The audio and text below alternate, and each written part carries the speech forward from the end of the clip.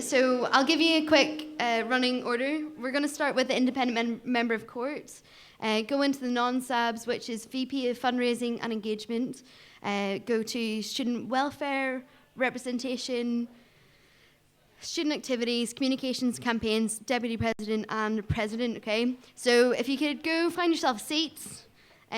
You're welcome to come in and out as you please. We're going to have a couple of breaks.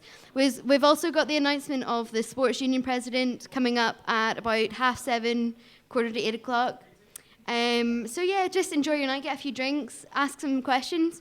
Each candidate gets 5 minutes, and 5 minutes from the chair questions, and then 5 minutes from the floor. Okay, so I'd just like to introduce Bernadette Malone, our chair for the evening. We've also got Dominic Younger, who's going to be our MC, alongside Leah Farnan, our Det Pres. Okay, so enjoy your night. Take it away. Thank you very much, Rebecca. Can everyone hear me at the back? You can. Thank you very much.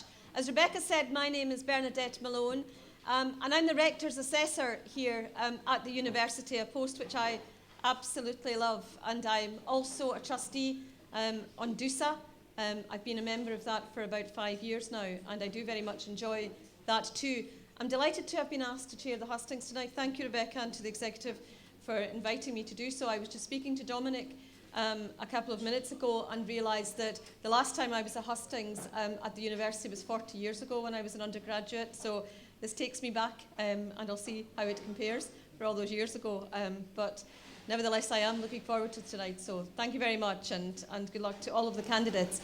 Can I just say, and Dominic will, in just a moment, will explain the format for the proceedings here this evening, but can I just say that I will stick strictly to the timing. Each candidate will only have 5 minutes, and I think it's important that I am strict with the timing, because we need to be fair to all 17 candidates who are entitled to present to you their platform, their position, to encourage you to vote for them. So in the interest of fairness, I will be strict about the timing, but I would ask people if they could be courteous and respectful to each of the candidates. But I would ask you to participate. This is your opportunity to participate, to challenge, to question, and to express support. And so I would be grateful for a show of hands quickly when I invite you to ask questions.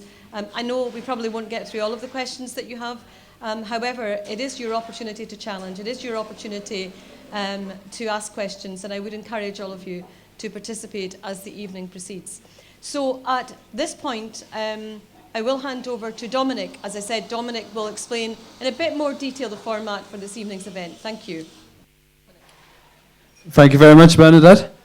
So what I have here, it says, Dominic Younger takes over and describes what's going to happen.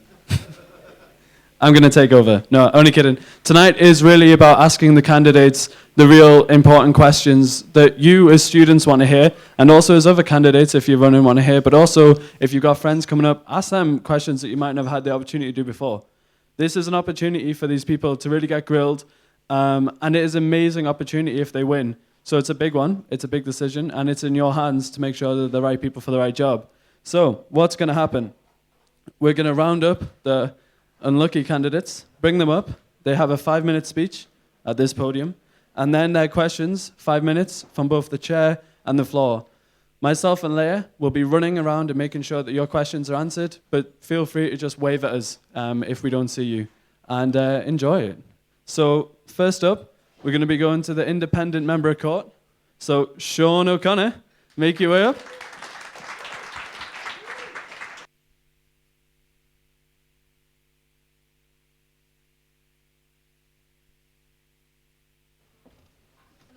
Hello. Right, I'll just get straight into it. I don't want to take up too much of your time because, as you can probably see, I'm here in my Todd. There's nobody against me. Lucky me. So, hello. For those that don't know me, my name is Sean O'Connor, and I'm running for the position of independent member of court. I know a lot of you will be thinking there's already enough Ouijas at court, but yeah, somebody told me to start with a joke, but I was expecting laughs. But oh well, I'm not a comedian. I thought I'd quickly explain what University Court does because a lot of people don't know. Well, basically, if you've checked your emails and you got the email from Sir Pete Downs, telling us that there's going to be £10 million of savings. It'll be up to court how they're implemented. So it's very, very important this year that somebody gets the bad job, hopefully me, of trying to fight these cuts step by step, day by day. So, as I said, I'm disappointed to see that Reopen Nominations hasn't turned up tonight, so I'll have to go for it myself. Right, let's crack on with it. I'm asking you to vote for me, not because it'll look good on my CV, but because I want to be your voice. I want you to pick this horrible Ouija accent to go to court and tell Sir Pete Downs and tell the principals that we as students will not tolerate any cut that threatens our education or our student experience here at Dundee. I want to be your voice. I want to be a megaphone of sorts. I don't want to go there with my own ideas. I want to open up a channel of communication between myself and the student body to make sure that anything that I say to them is what you say. Because if we can unite as a student body, then no one can stop us. They can't cut our services. They can't cut our education if we tell them no. So one of the things I'd like to do, building on the good work that Kevin done last year, is organise students so that if worst comes to the worst, we can protest what's going to come up. When I was younger, the first thing I ever done in politics was go up with my mum to Strathclyde Uni when they were going through the same sort of cuts about 5 years ago. So I was only 14 years old. I should have been at football, I should have been doing something fun, but instead I was getting threatened by police officers to get stuck in the back of a van. So I've already experienced in my life what it's like to be at a student protest, what it's like to face cuts from the top. So again, I just want to stress that my belief is that the current cuts that are going to happen to us, they should be from the top down. We should not be affected by them because we didn't run up the savings. There's 82 members of staff at Dundee on over £100,000 a year, and I'd be very lucky with my degree to ever get on over £100,000 a year. And I'm sorry to say, most students here will probably never be on over £100,000 a year. So the people that run university, if they're going to ask us to take cuts, then they should take cuts too. So I'm going to quickly round up before I waste too much of your time. We, the students, make Dundee great. We are the heart and soul of this university and this city. And if we stand united, no one can knock us down. So I'm asking you to vote for me, to say yes to student power, no to cuts, and Sean O'Connor for the MIC. Thank you. Just sit down. Take a seat, Sean. Thank you very much, Sean, for that presentation. Perhaps I could start by asking a couple of questions, if I may. I'll try and answer them. Thank you very much, Sean. You talked about representing the voice of students within the university as a member of the university court. How would you try to engage students and elicit their views in advance of court meetings so that you could then represent their voice? Well, luckily being a humanities student, I don't have that busy a timetable. So in the run up to court, I'd quite like to be seen on campus rather than just sending emails and stuff. I'd quite like to be outside the union. Luckily Dundee is the sunny city in Scotland, so I wouldn't need to take my brolly. I'd like to stand outside and talk face to face with students and make up a sort of a bullet pointed list of what the most common responses are. And then hopefully if time allows and if I can sort out my IT skills, send an email to people of what's coming back from students and see if they agree with what I want to put forward. And also use social media. If anyone's seen my social media, so far it's just been memes of Ainsley Harriott, Nicolas Cage and so on. But I'd like to, after this election, if I get in, professionalise our social media and have a forum for students to come forward, even if it's anonymously, and say what they feel. And also there's a lot of things that students will say that court can't do anything about, but the things that can, I'd like to cherry pick them, make sure that's what students think, and then present it to the court. Thank you, Sean. You talked about your role in representing students. Could you perhaps say a bit more about how you see yourself actually contributing to the work of the University Court? Well, first I'll go in with a smile on my face and get to know everybody, because there's no point going abrasive and making enemies straight away, because the people at top university want the university to work just as much as we do. So basically, as me personally going in, I would just voice everything students say and make sure that people listen. So not just be a voice in the corner, be scared if I think someone's speaking over us or someone's not listening, to just say so and make sure that the people at court who are there to work in the interest of the university, make sure that the students who are at the heart and soul of the university are the people who come first in their mind. And whilst it might be difficult at times, whilst people may write off the 20-year-old student from Greenock, I still will never be scared to challenge anything that's said, but hopefully it'll never come to that. And hopefully with a flutter of the eyelashes and a smile that'll get across friendly. But if it doesn't, then I'll organise the students and make sure they listen to us, because if they don't listen to my voice, they'll sure as hell listen to 1,000 voices outside the tower. Thank you, Sean. Can I open up? I have one more question which I might come back in, but can I invite yourselves to ask any questions of Sean? Please, yes, the gentleman sitting just there in the middle. And is there someone over there? Someone pointing at the back there? To the right-hand side? No. Just yourself, please, sir. You've said directly you're going to be rejecting any cost-cutting measures. We are losing money, and I'm afraid the IMC doesn't control the budget. So where's the money going to come from? Well, I said I'd oppose any cuts that threaten the education or the student experience. So whilst cuts can be made, they should be made in places that don't directly impact our learning experience or our living experience. And I think the university's main goal should be to increase the money they bring in rather than reduce the money they put out. Thank you, Sean. Did you want to come back with a follow-up? How? Well, Because you've just reiterated we need money rather than cutting. We've seen the university's strategy of making the university more international, of bringing in more fee-paying students. I'd quite like to have a role in making sure that the international community feel that Dundee is the place to be in Scotland. I've come from Glasgow to come here, so I want to tell other people to not go to Strathclyde for business, don't go to Glasgow for law, come to Dundee, come to the best city in Scotland, come to the best university in Scotland. And hopefully, through bringing in more fee-paying students, that'll be what sort of bridges the gap. But also, if cuts have to be made, we have to look at how big the research budget is compared to how small the teaching budget is. And cuts can be made to research that has maybe stalled, to research that's not going anywhere, to research that maybe is overlapping with other people's research, to make sure that, as I said, that the student experience and the learning experience isn't impacted. Thank you, Sean. That answers it. Sorry. Any other questions? Don't be shy. Sean's really looking forward to hearing your questions. This is his opportunity to tell you what he's about in terms of this particular role. Yes. So the woman in the middle there. Yeah. Hiya. I'm just wondering, as a science student, as a life science student, obviously research is a big thing for science students, and research is what brings in a lot of money for Dundee. It brings in a lot of what's good about Dundee, and it brings more money than it takes out. And so, are you suggesting cutting funding or cutting what the university is essentially really good at? Sean? Only the bits of research that aren't going so well, if that makes sense. I would very much hope that it would never come to cuts, because if the university's plan to bring in more student works, if we can internationalise Dundee, then it won't come to cuts. If we can boost profits elsewhere, it will never come to cuts.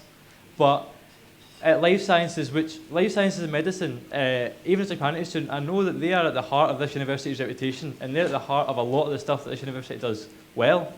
But it's just to make sure that where money can be saved, where research overlap, that rather than buying 2 sets of equipment or doing 2 sets of researchers, maybe encouraging researchers to work together if they're doing research with similar outcomes. Thank you, Sean. Yes. I think it's going to be unfair to judge you right now while saying we need to cut research and we need to cut funding in some parts, because obviously you don't have access to this specific information. However, I just want to know your vision about what if you're faced with cuts right now, and how are you going to address this to students, or how are you going to get... I know you mentioned social media, you mentioned emailing and stuff, but what about having a weekly blog about how stuff are going at uni, important updates and stuff? Well, I'd be delighted if... I would happily start a blog, and as long as people read it, even if people don't read it, happily do that every week. It's a great idea, and something that's happily go on. But as well, I'd like to stress the importance of every so often me just being on campus and speaking to students face to face. although I will be in third year and it'll get a bit more difficult, it's still only, politics, to be honest. I can still use my spare time. I don't do much else. I don't have a job, so I could still, as well as the online impact, I'd like to stress how important it would be for me to be out on campus for students to see, because a lot of people won't know who Sean O'Connor is, but if they walk past me, then I'll make sure that they know who I am in the least threatening way possible. Any final questions? Yes, Gillian. The university court is quite confidential in its nature. I was just wondering, a lot of the stuff that goes on you can't speak about on campus. So how would you sort of convey to the students what is going on if you can't speak about it? Yeah, obviously with court a lot of it is confidential, but there's also quite a lot that isn't, and I would primarily stick to generalisations, protect the court's confidentiality by not going into too much detail. But if something major is going to happen, it's going to affect students, it's going to come out no matter what. I mean, the savings came out in the newspapers long before they came out to students by email. I would get around it by making sure that I wouldn't tell anything that's confidential, but I would inform them of the general sort of themes that are coming out of court, because they'll be in the public domain anyway. Perhaps if I can ask one final question, Sean.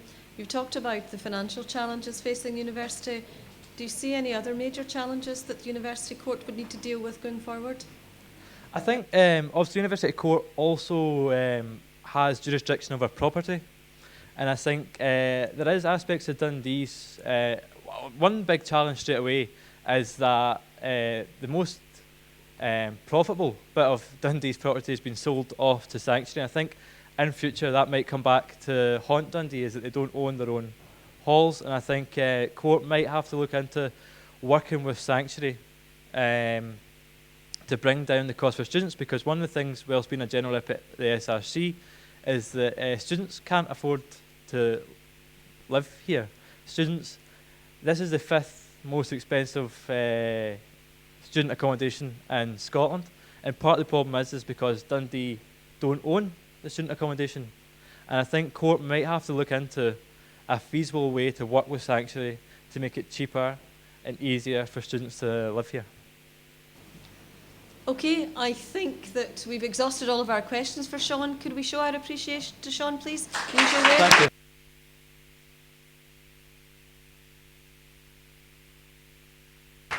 Okay, up next, we have the candidates for Vice President of Fundraising, Adam Gilbert and Anna Ranjava.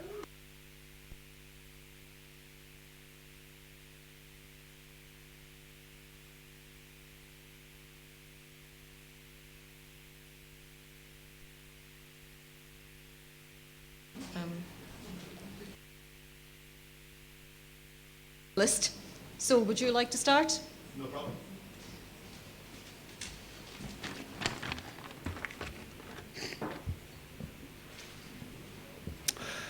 Ladies and gentlemen, thank you all for coming. It's great to see so many of you taking time to get engaged in these elections. A quick introduction. My name's Adam Gilbert. I'm a third-year geopolitics student from Stirling, and at my time during university, I've been the president of OPSOC and a member of a number of sports teams and societies. My friends call me the BFG, and hopefully that stands for Big Fundraising Giant. I'm running for Vice President of Fundraising. VPF is a brand new role in the DUSA exec this year, introduced to improve the RAG campaign and increase fundraising for societies across campus. So what do I stand for? My main aim would be to increase the awareness of the RAG campaign and build on the work already done to create a stronger, more rounded operation. I would also aim to work with societies to offer guidance and support so they can hold their own events to raise money for themselves, for RAG and other charities. Finally, I would use fundraising as a tool to increase the sense of community between campus and the rest of the city. When I was first speaking to my friends about this election, I asked them what they knew of RAG, and it was shocking that they knew so little. So yesterday, I followed this up and took to campus to ask a number of the students their views on RAG. Some had heard of the campaign, while others simply hadn't. Out of every single person I spoke to, just one knew that RAG stood for raising and giving. One person thought it stood for random acts of goodness, which I quite liked. Another thought it stood for rights and games. I have no idea what that campaign would focus on, but it sounded quite intriguing. It is clear a lot of students who are active on campus are not engaged in RAG, and the great work already done on the campaign, and this needs to change. If I was VPF, I would aim to increase RAG's online presence by creating a large social media page to unify and promote all the events. I would work to update the branding of the campaign and to utilize our great DUSA media team to increase the coverage of events and charities we are fundraising for. I'd also like to improve the presence of RAG on campus and work closely with representatives of the student body. If every society, sports team, school or hall were able to organise just one event throughout the year, collectively that would make a massive difference. No matter the size of the event, no matter the size of the donation, whether it's from raising £10 or 10,000, to quote Tesco's, every little helps. Having small-scale events all year round, run by already established groups, will raise the awareness for the wider RAG campaign and help promote a larger, more established event, such as the DUSA Radio Marathon. Teamwork is a key aspect of creating a successful campaign. I would aim to lead a strong committee, a team of representatives to ensure the entire campus was being engaged. I would also look to already well-established RAG campaigns at universities across the UK and bring their advice on board to maximise our potential. My next aim would be to connect DUSA and the student body to the local Dundee community. As a university, we have the opportunity to band together and make real change, and this feeds into the RAG campaign. Currently, we only support one charity, but I believe we should choose at least two. One national and international to show our support for global issues, and one more local, a charity which is based in Dundee. This would help us create stronger links with the place that we call home. With issues such as homelessness and mental health prominent in our own city, it seems only right that we build a campaign to help our neighbours in need. My final aim would be to create a stronger support network for societies in their fundraising endeavours. I would aim to achieve this by running training sessions, brainstorming ideas, and providing a platform to promote their events. I would also try to increase the network for charities and societies to collaborate together in their fundraising efforts. My main aim is to create a RAG campaign that we are all proud of. A RAG campaign that we can look back on at the end of the year and feel we have made giant steps in the right direction. We already have the tools to make our RAG campaign one of the best in the UK, and all we need is someone to put in the time and effort, someone to be passionate and driven, someone who will give the role the dedication it deserves. I believe I am that person, and if you do too, then please vote Adam for Vice President of Fundraising. Thank you for listening.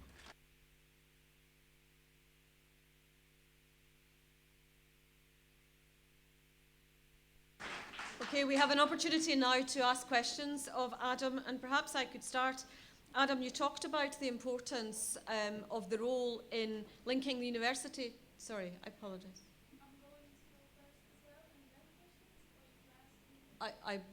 Is that okay? Yeah, sorry, yeah.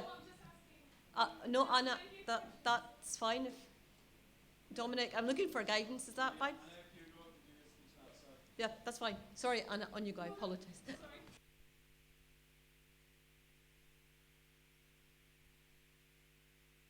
I don't know. Do you hear me now?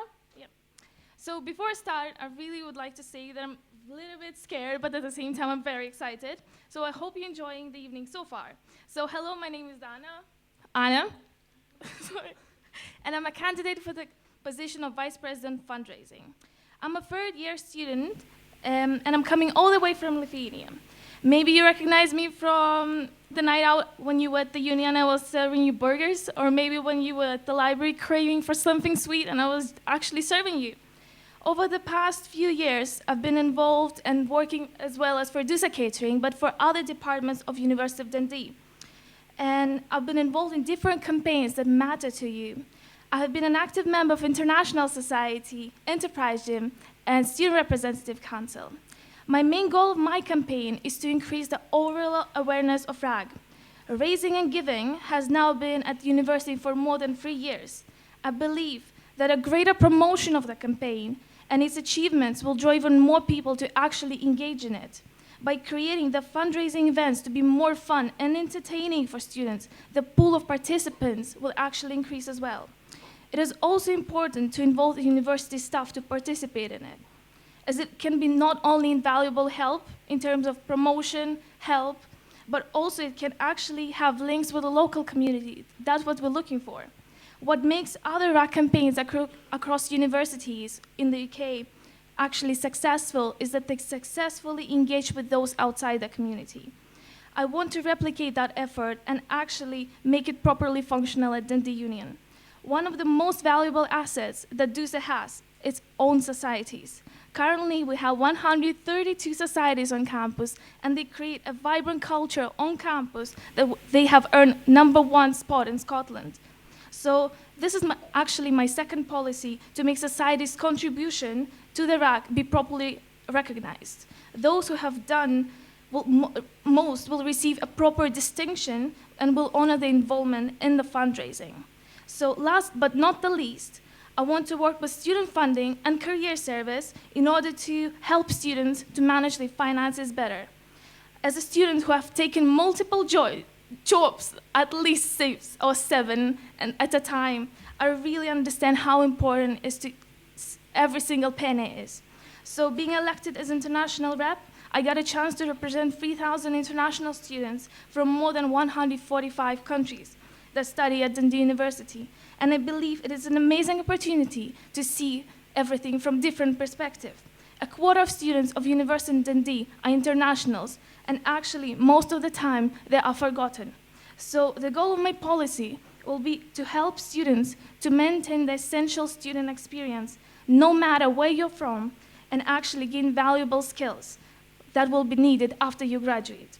So I will work tirelessly to achieve my all policy goals, and my ambition to make Union more engageable, approachable, and my skills and knowledge of all university services, everything that it provides, from inside and out, literally, will make me a perfect VPF. Thank you.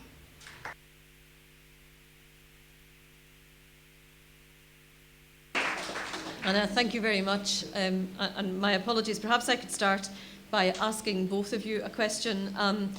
In terms of the university connecting with the wider community, how would you go about building on the links that already exist with the wider voluntary sector here in Dundee?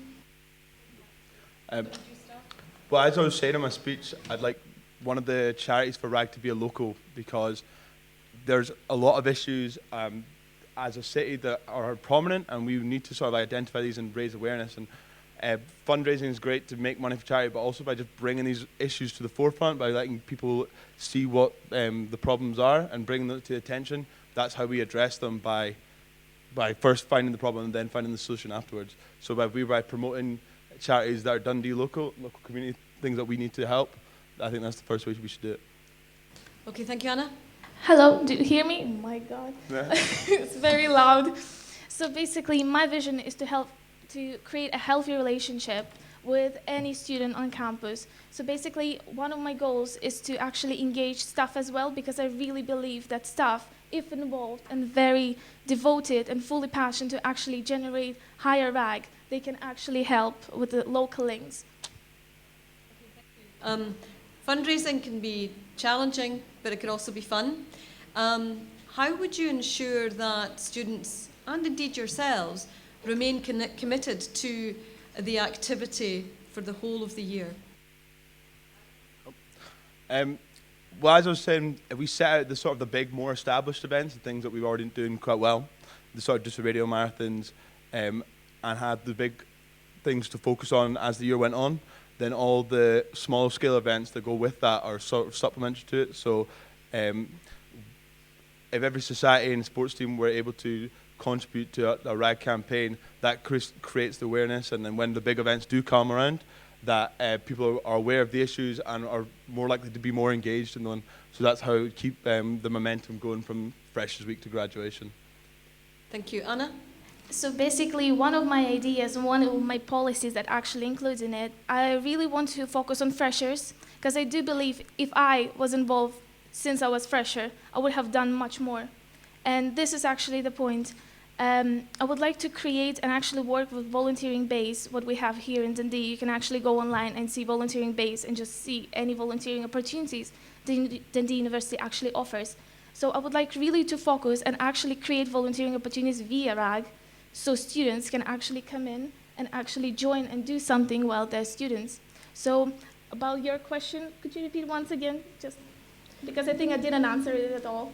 It was just the point about fundraising can be challenging and fun, but actually sustaining that commitment and involvement can be difficult. How would you do it?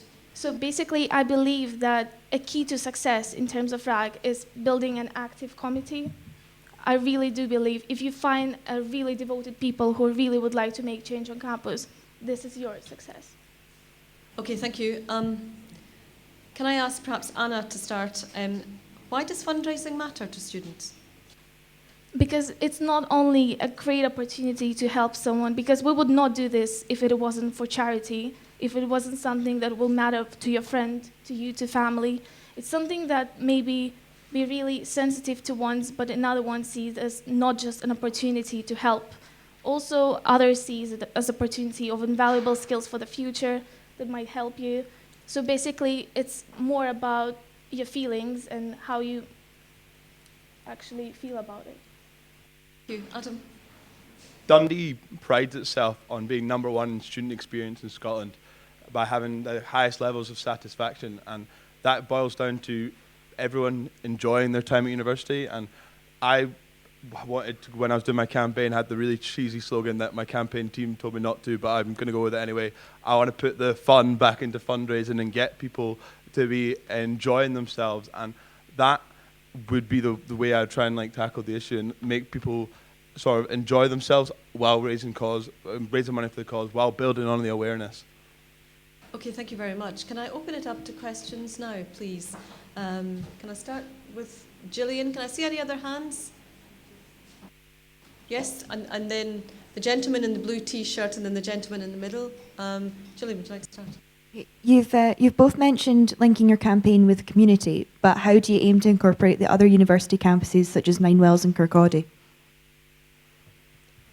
That's a fair point. And when I was reading my speech, I was thinking about Kirkcaldy, and as I was saying, events throughout the year, you've potential for inter-school events. There's also potential for inter-campus events and promoting. And when we have the RAG campaign, trying to build the connections. And obviously, when people are nominating charities, people on the Kirkcaldy campus want to nominate a charity that was linking in with issues based in Kirkcaldy and around the same sort of region, then that's something we'd try and incorporate and try and link, because there are 300, 400 students who are on the second sort of campus, and we want to try and get as many people as those involved in the RAG campaign as possible, because it's their university as well, and it's not fair that all the things are happening here, so we try and branch out to them too.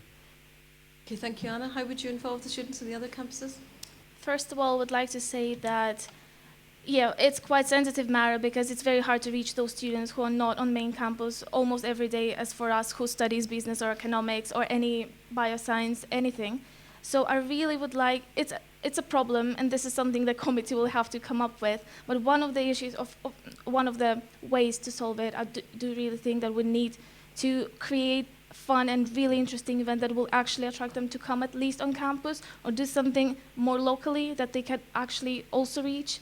So try to think of different ways of approaching the problem. In this case, of course, emailing is not always working. It's one of the ways, but I do not believe that there is no way to solve this problem. There should be something that we can come up with to attract those students and help the community back. Thank you. Yes, the man in the blue shirt, yeah. My question is for Adam. It's about the two different RAG charities. How would you dictate where the money goes if you have two separate charities? Would you do it 50-50 or?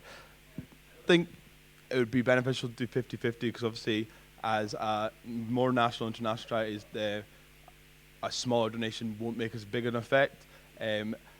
That's something I've not worked at 100%, but it would be sort of when you find that those two charities, finding something that's fair for both of them. Obviously, local charities, smaller charities, would only need less of a donation than a bigger charity. But again, once those charities have been elected, sitting down with representatives, finding a fair sort of balance that, as a committee and as a union, we felt was fair for those two.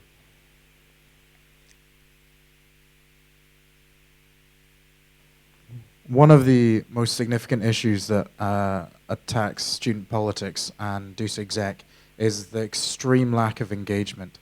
And I think your role will be at the forefront, other than obviously the VPE, in trying to attract people, other than with fancy events and trying to target the satellite campuses. what radical changes would you put in place to actually get students to care? So by actually engaging students to come up with two existing events that we already RAC is doing an excellent job actually to engage students as much as they can possibly. But as well as creating a brand new ones, we can actually start thinking about how we can engage them as well. But as Adam mentioned, there is a problem that students are not even aware. As international students, I had no clue what RAC stands for when I just came in.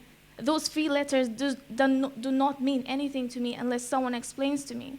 So I had the same idea of actually explaining what actually the idea of the RAC is to every single student. I know it's hard to reach, but we need to start doing it if we want students to be involved in it.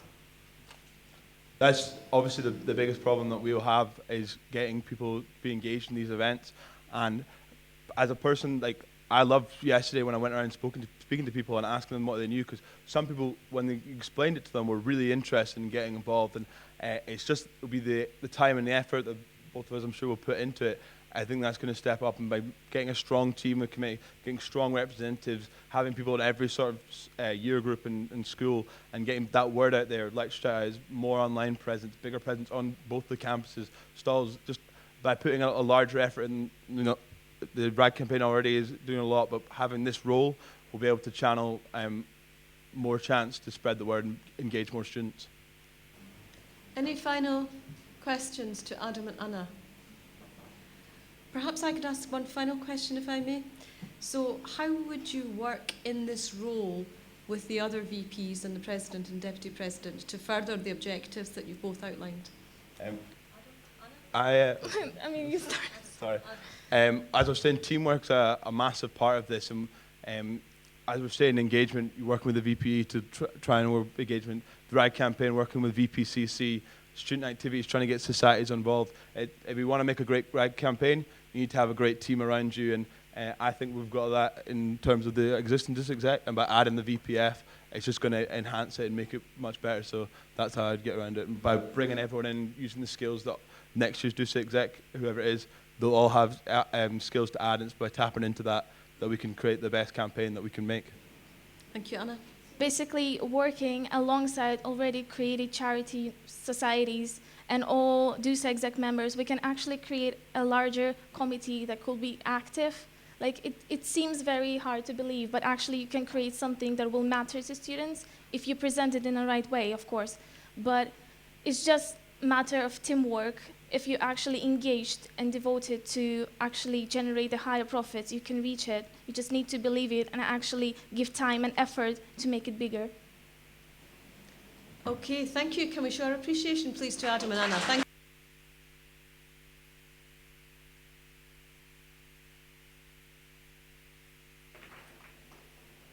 All right. They were our candidates for the position of Vice President of Fundraising. And now we're going on to the candidates for the position of Vice President of Engagement. So please big a big welcome for Vladimir Gitsa and Kieran Pennell.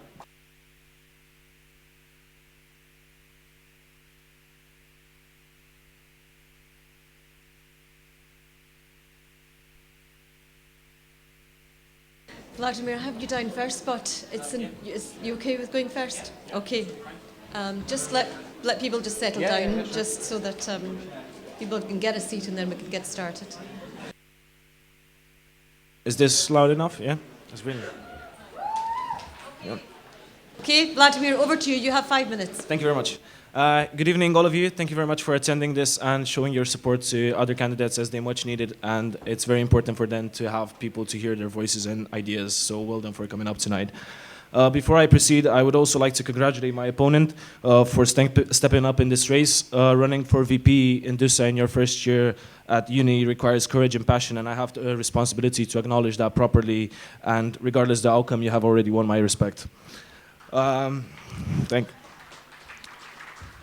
As mentioned before, my name is Vladimir Gitsa. I'm a third-year Romanian student currently pursuing a business and psychology joint degree.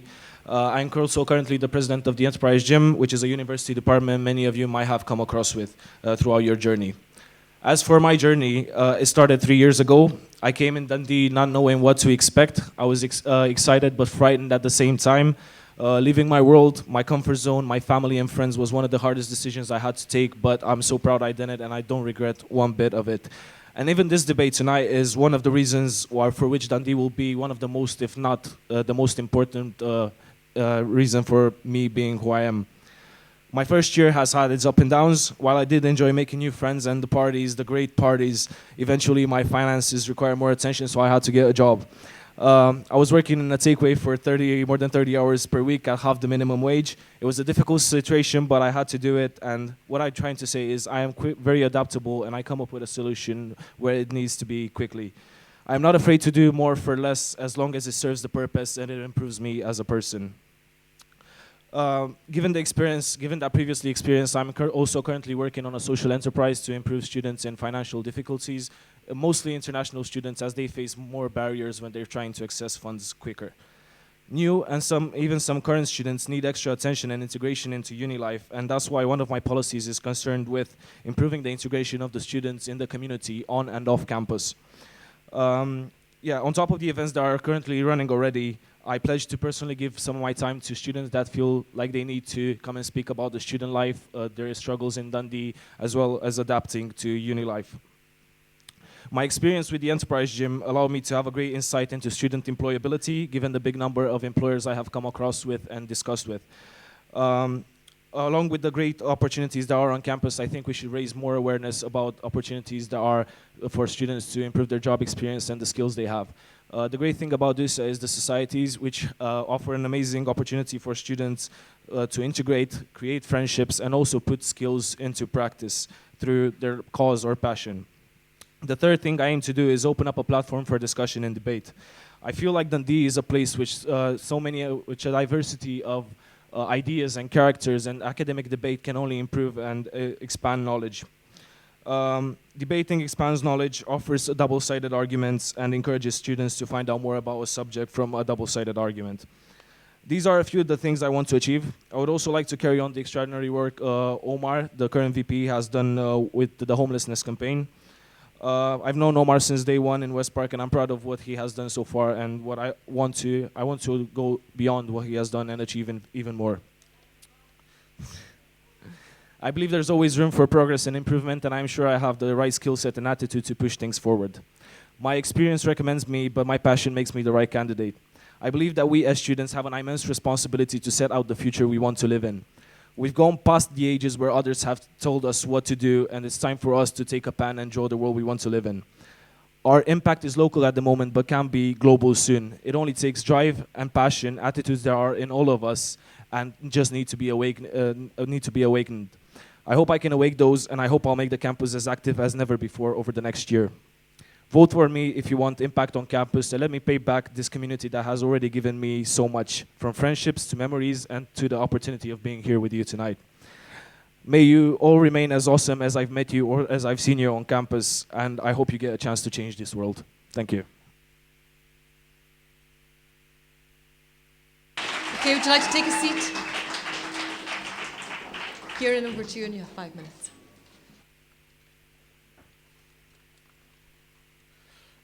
The way that DUSA is run is not necessarily the way it has to be.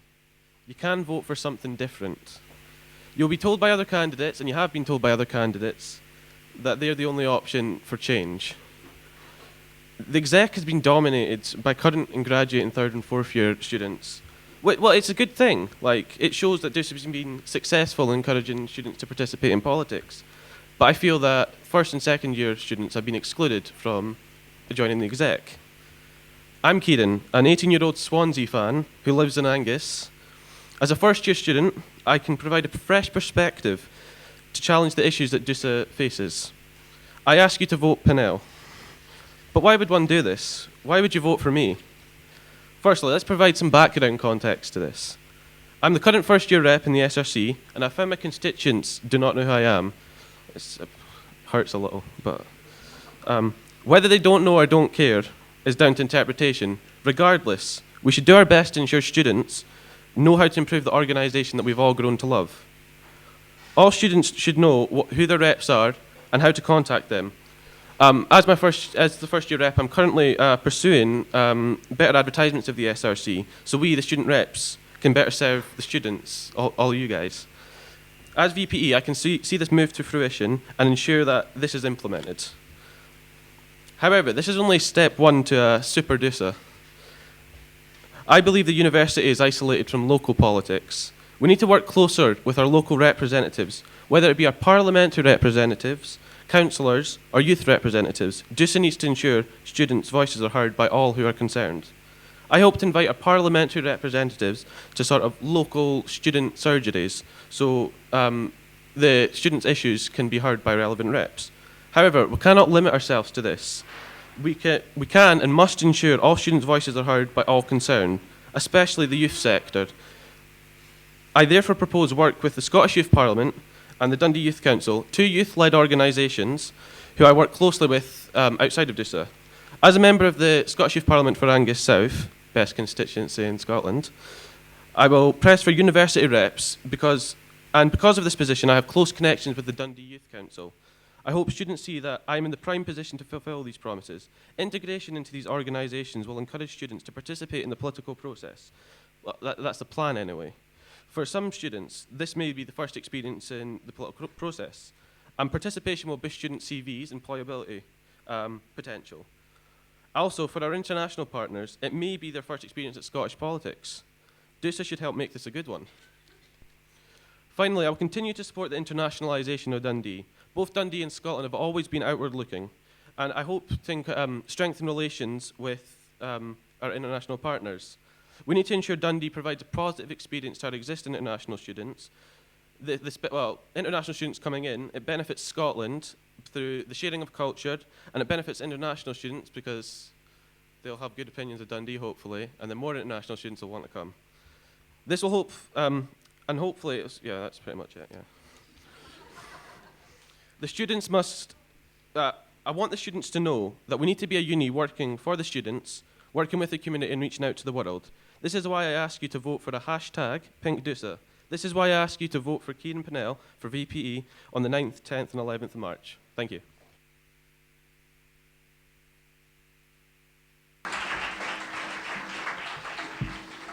Thank you very much, Vladimir and Kieran. You both talked about what you would do in the role. I'm interested to know what you think about the current approach that's successful that you would want to build on, and also say a bit more about what would be different if you were successful in winning the competition. So Vladimir, would you like to start? Sure. Can you repeat the first part of the question, please? First part, I'm interested to know what you think is successful about the current approach that you'd want to build on, and then what would you do differently? Well, as I said, I've known Omar through like my whole experience in Dundee, and I've been working with him closely even through these campaigns that he's been running this year, and I feel like it's good that we engage students in like discussions about hot topics that are happening in the world. Like we had the Dundee Syria event, which was amazing. I was attending, and so were like hundreds of other students, and I think we should have that sort of solidarity with the world, and whenever there's a topic that needs to be addressed, DUSA addresses it as well. As regards to what I would do, maybe on the same topic, is have a bit more of academic debates on certain issues that are about us or not necessarily, but they need to be discussed. I feel like there's a lot of students that have a lot of like issues they want to talk about, and somehow they're being, I don't know, silenced, or if they want to speak up, they can speak up at DUSA, and I want to allow a platform for that to happen, and so we could have debates and discussions that can be seen by everyone. Thank you, Kieran. It's more just reiterating what Vladimir said. It's just addressing topics immediately as they arise. Also, with the integration I've mentioned into the local youth forums, like the Dundee Youth Council and the Scottish Youth Parliament, we could take a sort of stronger approach and like a leading approach to these issues and showing Dundee University is progressive. So a year from now, and you've been elected and you've been in the post, how would you know if you'd been successful in the post? Sure. Yeah. For example, today I've been out campaigning and I've been wearing a white T-shirt and asking people to write their issues on me. It was quite successful. I had a few issues. I'll keep continuing doing that on Monday, and I made a promise to all those that signed it that by the end of the year I'll try to cross as many issues addressed in DUSA and discussed in DUSA on behalf of me putting them forward. So at the end of the year, I hope I cross as many issues addressed by me within DUSA and hopefully achieve even more engagement. I want to have a very active campus, whether it's debates, whether it's involvement in employable skills and workshops and stuff like that, but I want us to be active. Kieran? Like, how would I know I'd be successful? That's the question, yeah. Right, okay. Well, it's just like, so people know who their representatives are, and then if I might stand for re-election, people don't go, what's Vice President of Engagement and who are you? Like, I want them to know who I am. Hopefully in a good way, but... About reaching out to people, a range of different stakeholders. If I was to ask you who your top 3 potential champions of DUSA could be, who would they be? As in exec members or? Potential champions for your work. Oh, it's a difficult question to think about. I would. Sorry, I don't really understand. Thinking about people who potentially could be ambassadors, you both talked about you wanted to reach out to the wider community and potentially talked about politicians and such like. And it's just to get a sense of where your focus would be in reaching out to who those potential champions may be. Okay. Well, my vision about the VP of engagement is a bit different than Kieran. He sees it more political. I see it more about like other areas of engagement, such as social integration, integration in the community of Dundee. I would engage the business community with Dundee more, employers specifically, since I have done that through the through Enterprise Gym, and I've put a lot of people in contact with employers. And I believe that if we raise awareness of the opportunities around students, they can go and grab them, because there's a lot of employers that are looking for passionate students, and we have loads of passionate students around. They just like shy to come out, and they need to do that. I would attract more employers on campus. That's my role. Thank you, Vladimir. Kieran? As Vladimir said, it's I'm going for political engagement with local community and on the national scale. So it would be close work with the Scottish Youth Parliament, Dundee Youth Council, and the politicians. But we can't limit ourselves to that. I think the biggest champion to DUSA would be the DUSA media, who would be the best at sharing what's actually happening. Okay, thank you very much. Can I invite questions? Right at the back, with the red, can't see you, can see your red t-shirt. The woman there in the pale blue with the glasses, you're next. And then the man in the middle there. And if we have time, we'll come over to you as well, okay? Hey guys, I'm Omar, I'm the VPE, and I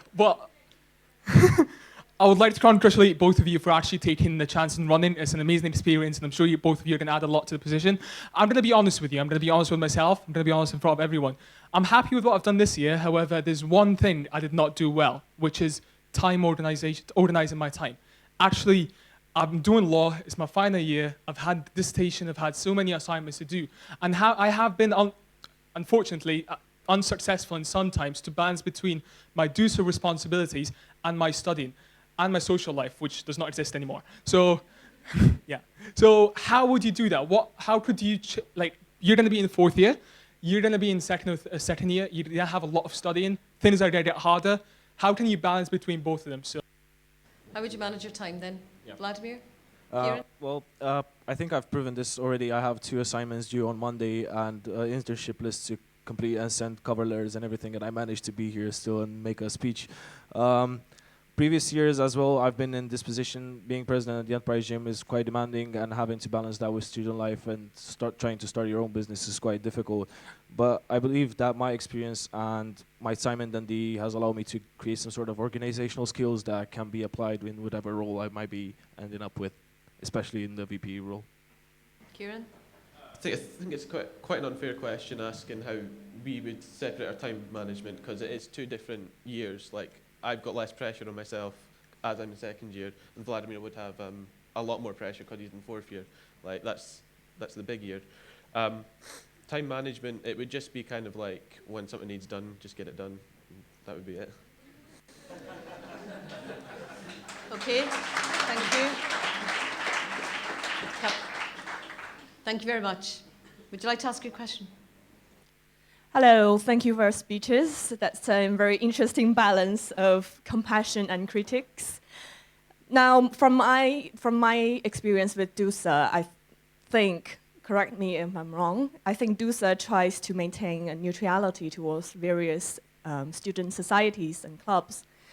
But I know there are a lot of student startups, social enterprises that aim to help other students and the local community, just such as Viscon. We help to promote student artwork. So I'd like to know what are you two's stand on this issue? Would you try to maintain neutral, or would you try your best to help? Kieran, do you want to go first? Are you able to repeat the question, please? So basically, would you help student startups to develop their business, which essentially helps other students and local community? So I'll take on that question first, if you want to think about it. Well, you know, I've been in the enterprise gym. I've seen Viscon grow, and you know, you have my support. As to whether if I would be elected as VPE, obviously I believe that a student startup is something that goes beyond uni work, and that is the definition of engagement to me.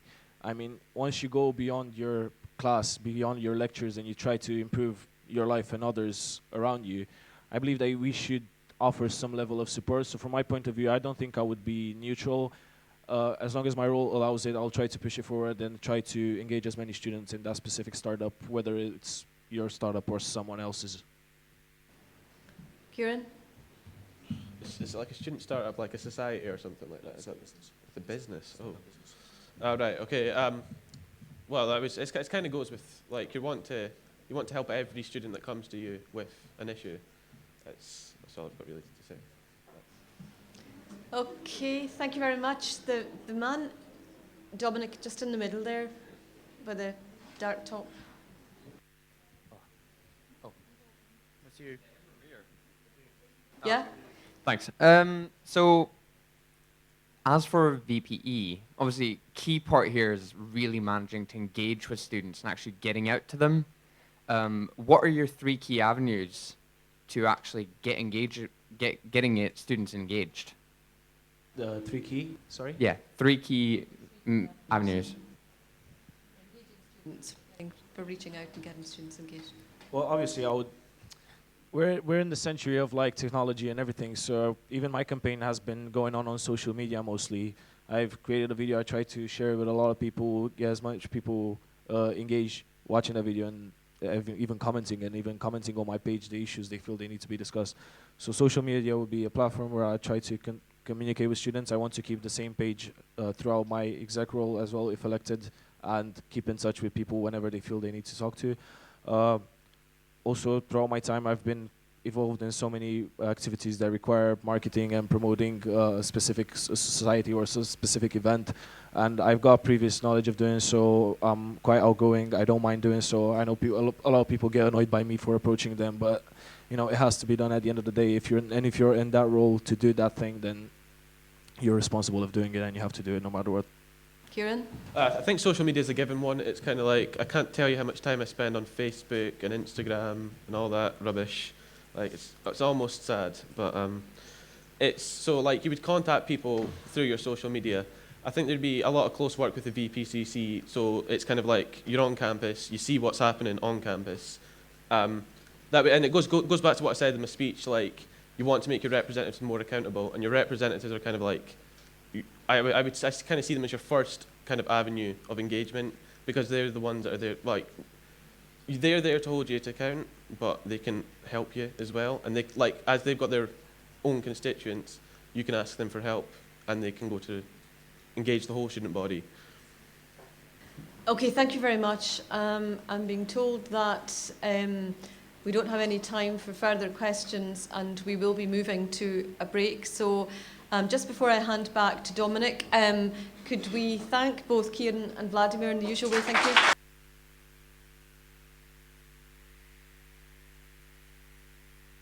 All right, so well done, gentlemen. go refresh your drinks, have a little break, and we'll be coming back.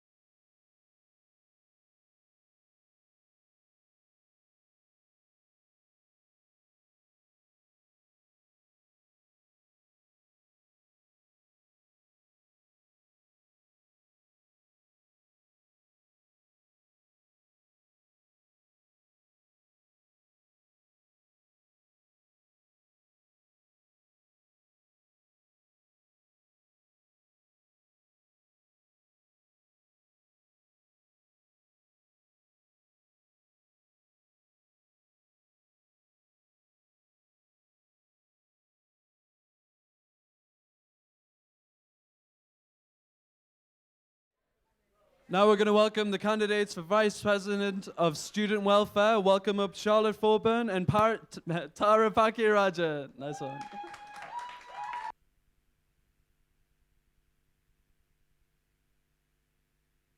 Okay, I have Charlotte going first. Is that all right, Charlotte? Yeah?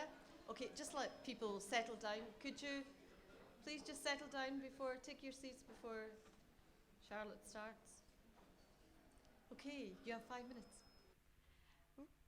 Hello, my name is Charlotte, but most people call me Charlie.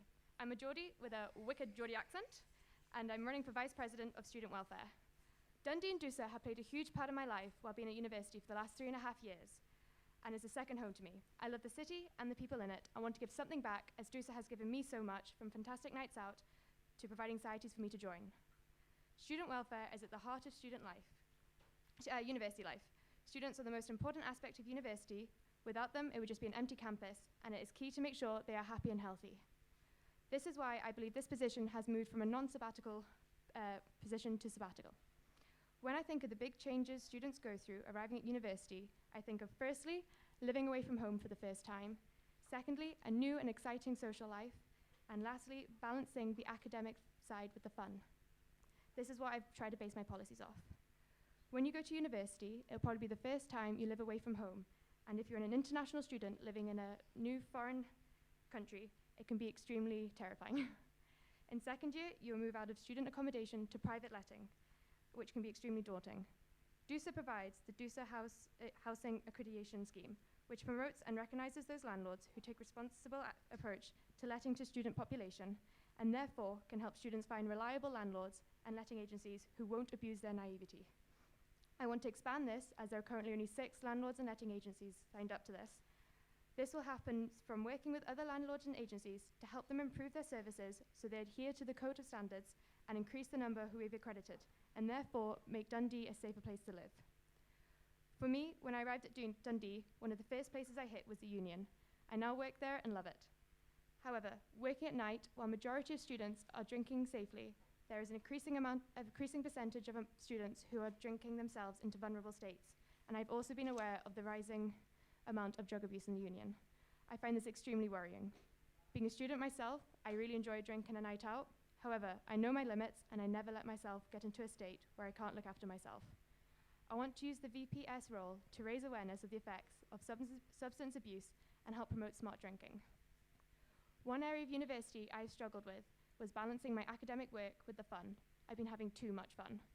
University itself comes along with all the new stressage, which vary from deadline stresses to cooking for yourself stresses to just being homesick. If you don't handle these stresses well, they can lead to more dangerous mental health issues, such as depression or anxiety, with there being 1 in 5 students who suffer from mental health issues while studying at university. University is supposed to be a fun, once-in-a-lifetime experience, not a stress-filled drama. Through raising awareness of these services available, I want to make mental health a more spoken about topic, as well as involve societies such as the University of Dundee Mental Health Society, as well as sports clubs and sports societies, as a healthy body will help a healthy mind. As this position is now sabbatical, I feel there is enough time to create a partnership with the sports union executive to help promote healthy body for students. NHS's website says that a lot of GPs across the country prescribe exercise and prescription for a range of conditions, including depression, so why aren't we collaborating to help promote a healthy body? On top of this, Sport England's director of community sport, Mike Diper, says that there is a compelling evidence that participation in sport and physical activity has a positive influence on mental well-being and mental health illnesses. So, as the VPSW, I would like to bring sports into our mental health illnesses campaigns. Obviously, there are many areas within student life that I have not mentioned that the Vice President of Student Welfare will be working in and helping with. And knowing that you are helping improve student life through supporting and helping students cope is a seriously rewarding job, and is why I would love to be honoured with being voted into this role. In the wise words of Ash Ketchum, Pokemon Master, I want to be the very best like no one ever was. Vote Charlotte for Vice President of Student Welfare.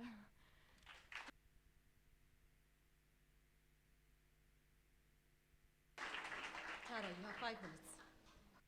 Hi everyone, thanks a lot for coming along tonight. My name is Tara, and as some of you may know, I currently hold the privilege of being the last non-sabbatical Vice President of Student Welfare. Woo! I feel like it's been pretty successful this year, achieving more, all my policies and more. This year, DUSA has been busy on the welfare front, holding Sex Let's Talk About It, Alcohol Abuse Campaign, Minds Matter, promoting zero tolerance, the Get Home Safe campaign, facilitating the LGBT plus History Month, and the upcoming Culture Carnival that will promote the diversity of the Dundee University students at the end of March. Not to mention the production of the welfare map, Minds Matter colouring book, a drugs periodic table, and if you haven't seen the condom dispenser on level 4, I have no idea where you've been recently. From sex to stress, from drugs to diversity, from alcohol to depression, these issues affect each and every one of us in different levels. This year, as you expect, I've learned a lot when it comes to welfare of students, and given me the necessary experience to help transition the role from non-sabbatical to sabbatical if elected. I thought a lot about my policies, and with the research of other leading students' unions and the successes their sabbatical VPSWs have had, it led to the 3 pledges that I strongly believe are essential in establishing a great welfare service within DUSA and the university. My first policy is to create a dedicated welfare committee to address key issues across the year.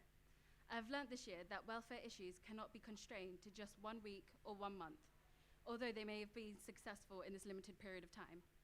Welfare campaigns must have longevity and have students constantly aware of welfare matters. It must be a continuous campaign throughout the year. Therefore, a welfare committee is essential as it is not reliant on one person and has the capability of having a strong year-long welfare campaigns regarding all matters. There are more people power, the more better it is. The welfare committee will have roles like mental health, sexual health, and LGBT plus officers. These officers would dedicate their time to create creative campaigns throughout the year to ensure that you, the student, have support whenever you need it at your time at Dundee. The second policy I want to put forward is to develop an online welfare service that will provide students with accessible and clear information on all welfare issues. Currently, there are points of call online when it comes to welfare, but it's not all together in one service.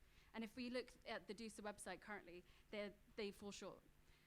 Therefore, alongside the current advice section on the website, I want to create an online welfare section that can be accessed with a click of a button.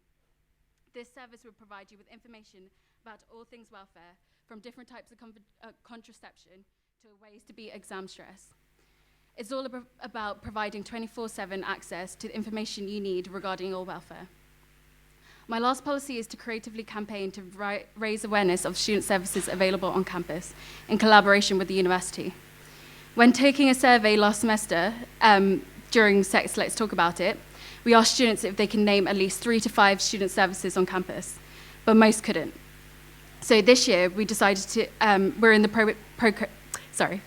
process of producing a welfare map, which only highlights the student services provided by the university and where they are on campus, as well as the information each service provides. Student services like career advice and free STI testing need to be shouted about. These services are here to help students, and my aim is to spread the word as much as possible. Next year, if elected, I would provide information points within DUSA, halls of residence, and around university campuses, which include Ninewells and Kirkcaldy. These information points will provide students with easy access of the map and how they can find out about student welfare services online. DUSA is #1 students' union in Scotland, and we want to keep our students' union safe and open environment for each and every one of our students. I believe that my past successes are good, but candidates should always strive to be better. I'm willing to give the role the passion, the dedication, the time, and the effort it deserves to make next year the best it could possibly be for welfare on campus. The role of VPSW is largely what you want to make of it, but I am motivated, engaged, and caring enough to make it work for all of you. So make sure you vote Tara for Vice President of Student Welfare next week on My Dundee. Thank you.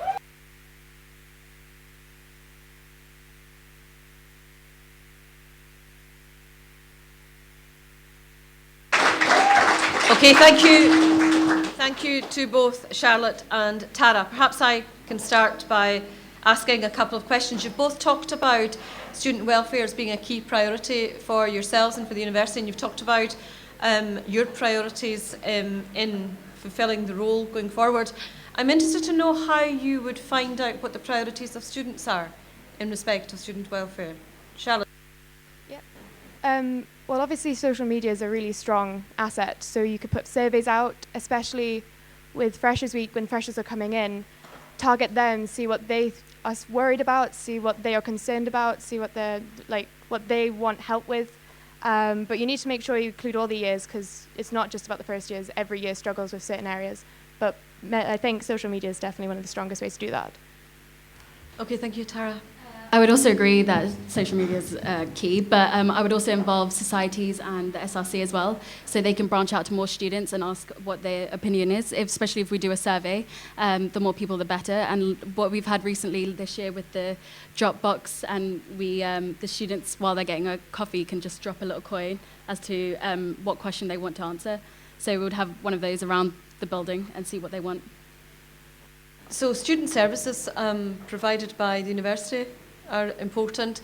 How would you go about trying to influence the focus and the priority which the university give to student welfare services? Would you like to? What do you mean? Sorry. Well, like careers advice and some of the other services that you both talked about. So how would you try and influence the work of the university in respect of understanding student welfare and their contribution? Well, obviously you need to show them how important it is, so they understand that students should be at the heart of everything they do. So I guess by going through the societies again, by getting them on board and getting them to really push all their members and everyone in the uni to put pressure on the university to focus on the key areas that they think we lack in student welfare. So yeah. Thank you, Tara. I think that the university are aware that there is student welfare lack of, and the promotion of it. So that's why it's a sabbatical role now. You would work closely with student services and the health service that the university provide in order to see what their ideas are, and you can translate it back and give it back to the students to see what they want. And do you see that role as helping to protect the services that are available at the moment, and how would you do that? Yeah, by being sabbatical, you have more time to work with them. Not many people know that there's doctors and nurses on campus. Like my roommate didn't know that. So with the sabbatical role, you can spend more time in promotion of the services available. I think, does that answer the question? So does that answer the question? Yeah. Sorry. Thank you, Tara. It was in terms of helping to protect the services that are available, and how you'd see your role and how you would do that and working with the university. I think I would express strongly to the university that student welfare is key. It was last year or maybe 2 years ago that they cut Sheena Stewart, who helped a lot with student welfare. And I feel like if they cut back on student services, it would affect them massively, especially when it comes to NSS and everything like that. So if we express clearly to them that if they do cut back, it's not good for the university in general. Okay, thank you. Can I have an indication of questions? Is there anyone, I'm forgetting to look over here, is there anyone over to my left? No. So there's two in the middle, and then Tim. So you didn't get in the last time, so I'm going to start with you. You didn't get in the last time. You'll get in. On you go. Welfare can be an incredibly taxing role. Recently, housing's fallen to the VPS remit. And how would you handle the very real situation of an international student appearing at the door with bags in hands and nowhere to live? Charlotte? I haven't really thought about that. Well, over some, obviously, if you got this role, you would be spending a lot of time researching every single fact. So you'd know which letting agencies have a lot of late-minute vacancies still left, so you'll be able to push them towards that kind of area where there'll be spaces. Or you can hopefully try and get them into the university accommodation if there's a free room for a short period of time, like working with the university to make sure the students are happy. But that's all I can think about that one. Tara? I think if they were to come to the country and they didn't have anywhere to live, first of all, find them accommodation as soon as possible with the university or anywhere else. Secondly, contact the 12 landlords that we have in the housing accreditation scheme, not the 6, sorry. And see what rooms that they have, and make sure that you're there step by step for international students. And also to prevent it from happening further, there are student ambassadors and people who go to other countries, and make sure that they have the packs like housing accreditation and all that kind of stuff, and make sure that they know that they need accommodation when they come over, when they are for instance in the university fair or something like that. So yeah, in their home country, that is. Thank you. Yes.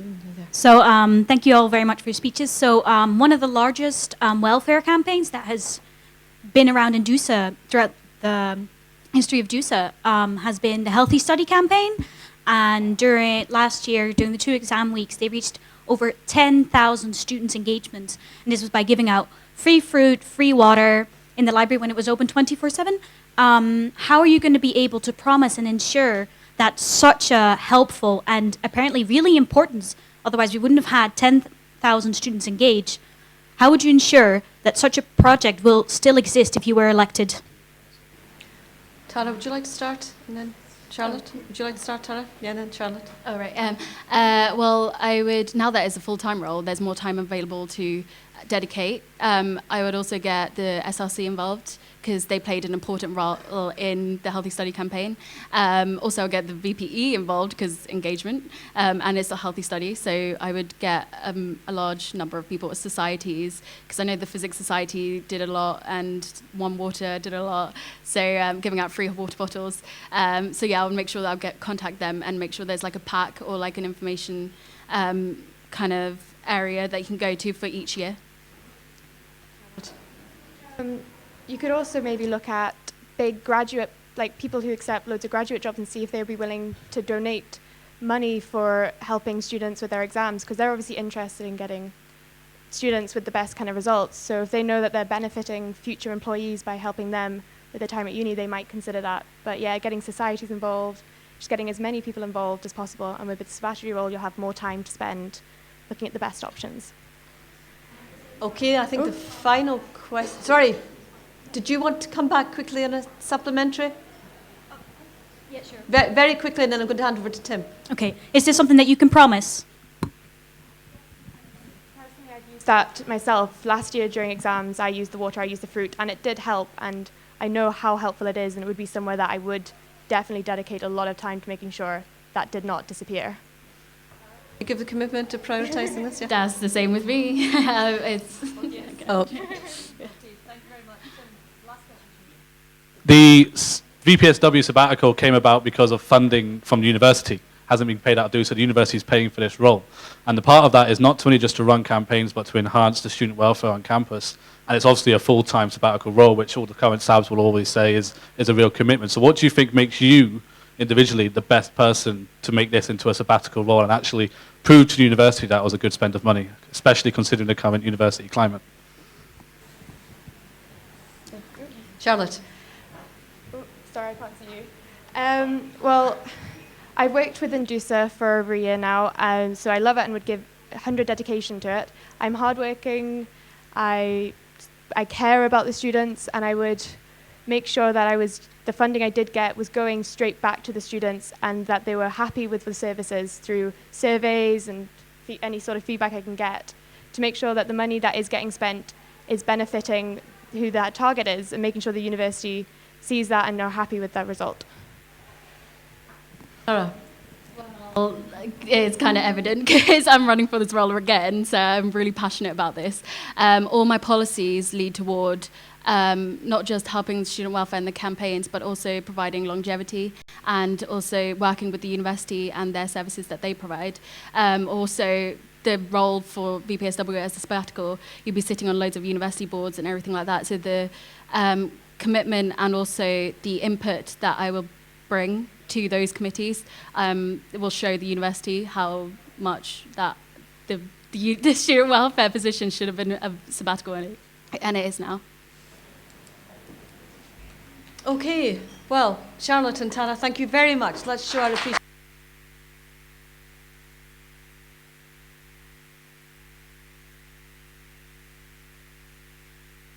Dominic. All right, so we're going to take a break from DUSA-related things, and we're going to be handing over to the sports union for their results in just a moment. So recharge your glasses, and we'll be handing over to the current president to announce these results in just a moment.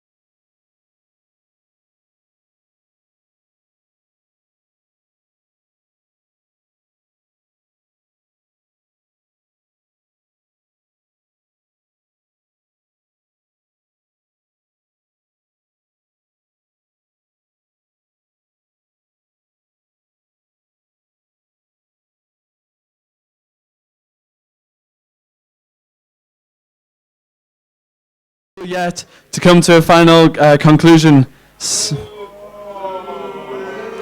They love teasing you guys. So instead, we're going to go ahead and we're going to go with the candidates for the Vice Presidency of Student Activities. So would Miriam Balfour and Bianca Paes please come up?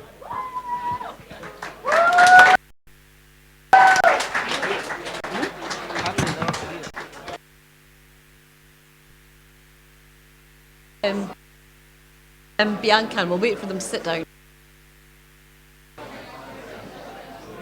Hi, Bianca. No. Okay, sorry, Bianca, I have Miriam first and then yourself. Okay, could you please settle down then? Miriam's about to take the floor and she has 5 minutes. Do you want to just adjust that? Is it too high? Do you want to? I don't know. Can you hear me? Is that okay? Oh, better? There we go. Okay.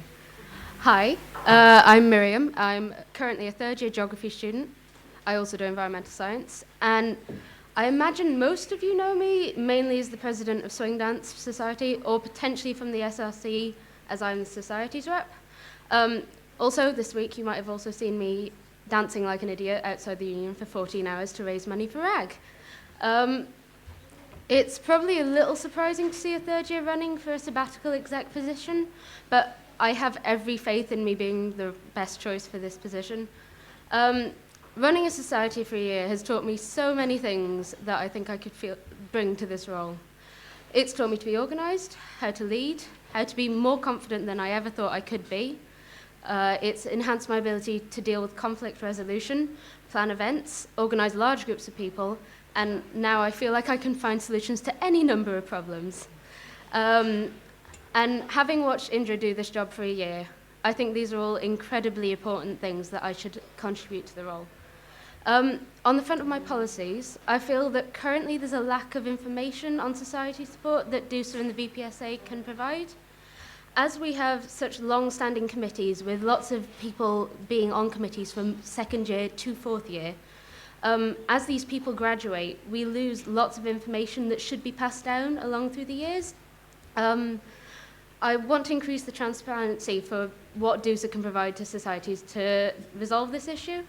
The current society site on the DUSA website gives great information about starting up new societies, but some of the information being passed on through current committees can be lost through handovers that aren't necessarily as well planned as they should be.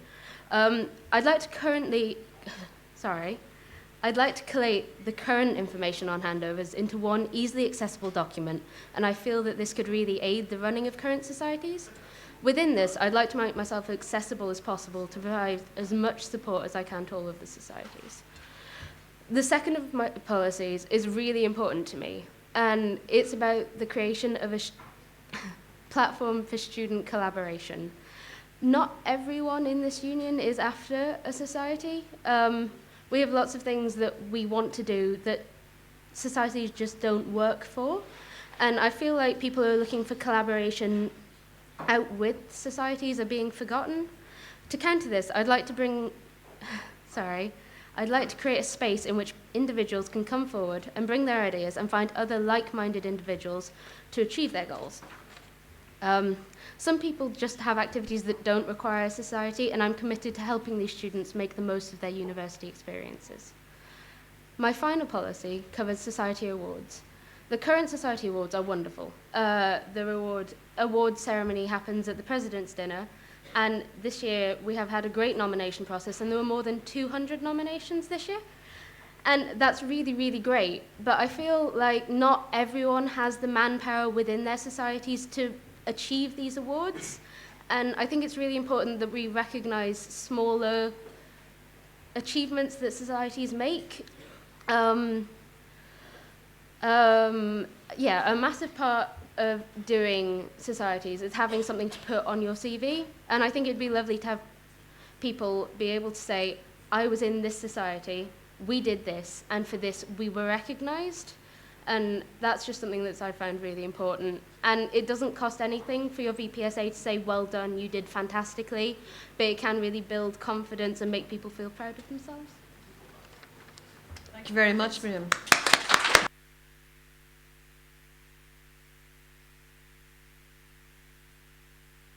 Okay, can I invite Bianca to address you? Should I just start? Oh, it's at the right height, that's great. So for those of you who don't know me, I'll just introduce myself. My name's Bianca Pijs, and I'm a fourth year neurosciences student from the Netherlands. And I think I'll just barge right into it. When you first come to uni, you're probably thinking getting a degree, finding out whether or not getting a degree is right for you. But we all know it is so much more than that. Going to university is a time to find yourself, find a new hobby, find a new passion, find new friends that you'll never forget about for the rest of your life. And you know what? You might even find the love of your life. Now, we have over 150 societies, and how many do you know? I want to raise awareness and publicize for those societies that wish to do so that we can all know what is available, because if there's 150, there must be one for you. And if there isn't, we can work to set one up. One of my biggest points is representation. 25% of our student body is international. We present over 145 nationalities, and uni is looking to expand. Everyone within this student body has a place, whether you want to express your hobbies, your culture, your language, no matter where you're from. That's why I also vouch for equality. No matter your gender, no matter your sexuality, your skin color, your religion, your ethnicity, there's a place for everyone within DUSA. And there's one thing that's the most important. Wait, I'm gonna put this down a little bit more because I have to kind of stand up quite straight, sorry. So there's one thing that's most important for that, and that's respectful communication. That's why I want to vouch for at least yearly appraisals, so that problems and tensions can be brought to light anonymously before they escalate. Yeah? Okay, sorry. And I want to make sure that the societies and everyone that's involved, if they wish to do so, that they can confide in this appraisal and make sure that tensions can be resolved before they escalate. Because we have such a multicultural student body, we might not always agree, let's be honest. What's good for one might not be good for the other. But communication is the key to find a solution that's best for both parties involved. That's why I want weekly drop-in sessions so that people can confide in me and that we can make sure that everyone has their voice heard, that everyone has a place within the society. I want to make the most out of your university experience, as being part of a number of societies has made my uni experience one that's unforgettable. I want to work closely with societies and the people that are wanting to set up their own. I want to make sure that this university is a place for every single person here. And I want everyone to be able to get involved if they wish to do so. I want to help you make the most out of your university experience. Thank you.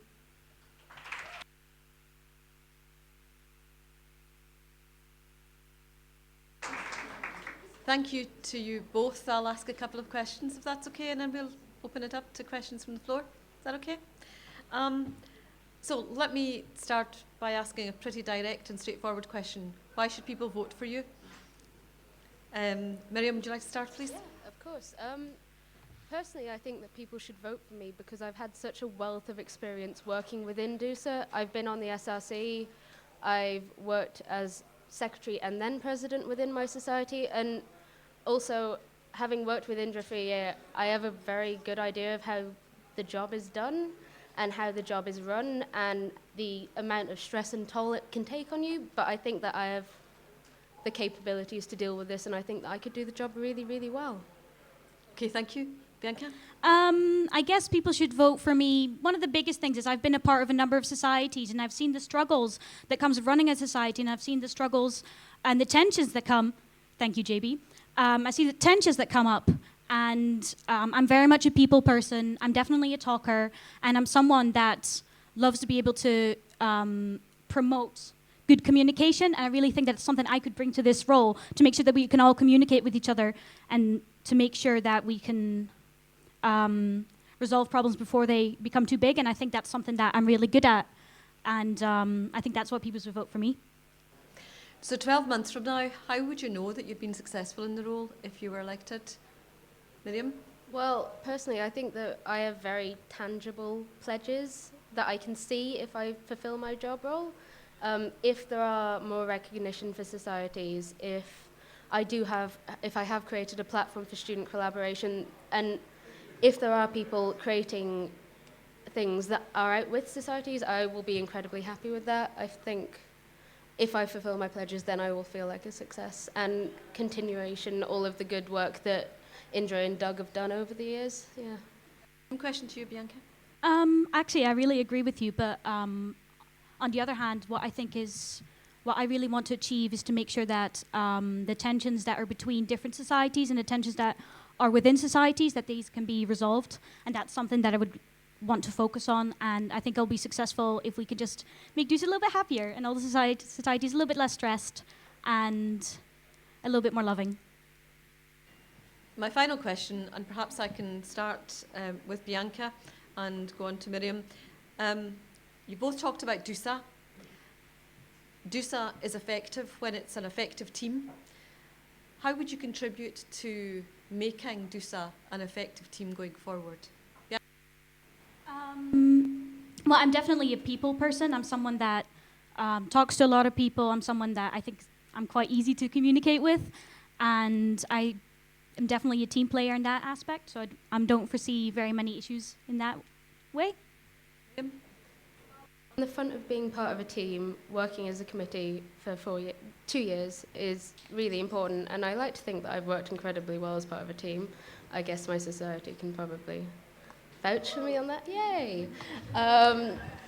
I know, I think I'd say that I'm a very easy person to get along with, but I do like to get the jobs done, and I will fight for my corner, and yeah, I will work as a team. It's not difficult, I suppose, or at least not for me. Okay, thank you. Can I have an indication of who would like to ask questions, please? Okay, Rachel, and then yourself, and you go. We need a microphone here. Right, so working with societies also involves a lot of work with commercial side because societies heavily use this building at pretty much every day. How would you deal with situations where maybe commercial aspects would not suffer, but wouldn't be that beneficial, maybe that profitable, because that number at the end of the accounts, that's what they are mainly concerned about? So how would you juggle that pastoral benefit that is kind of intangible with the tangible benefit, and which is essentially a responsibility as a trustee as well? Does that make sense? Miriam, do you want to start? Well, as a trustee, I know how important it is to look after the commercial side of DUSA, particularly in this current climate that we're in.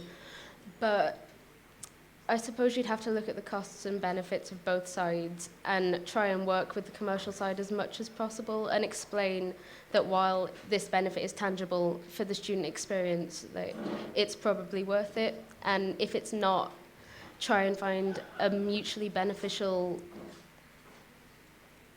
sorry, I've forgotten the word,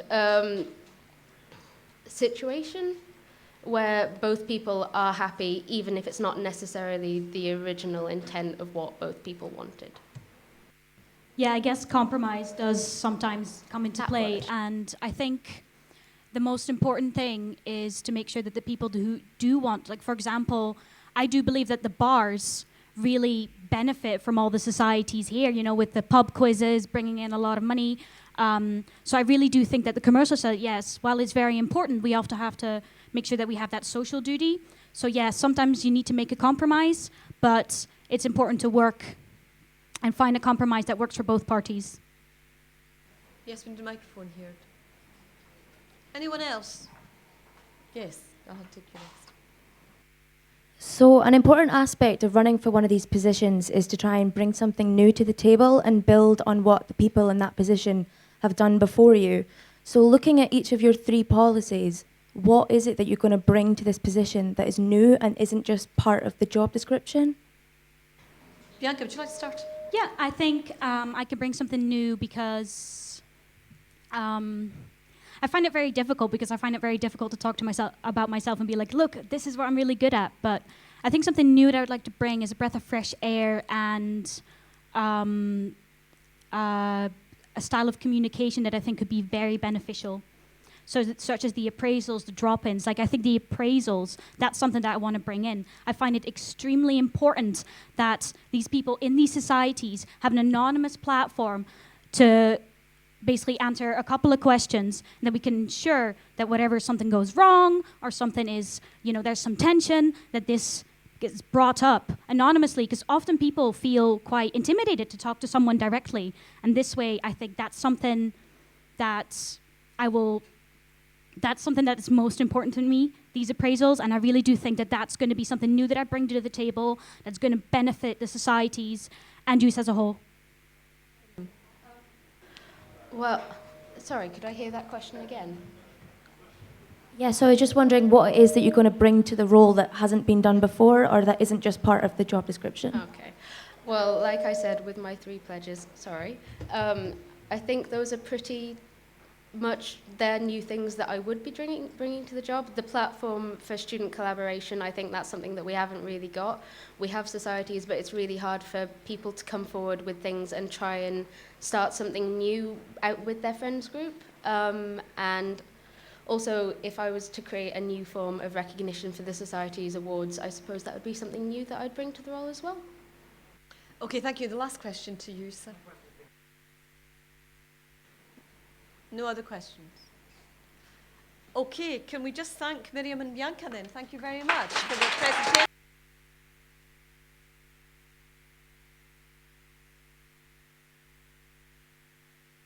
All right, that's great. We'd like to welcome in the sports union and all of their supporters.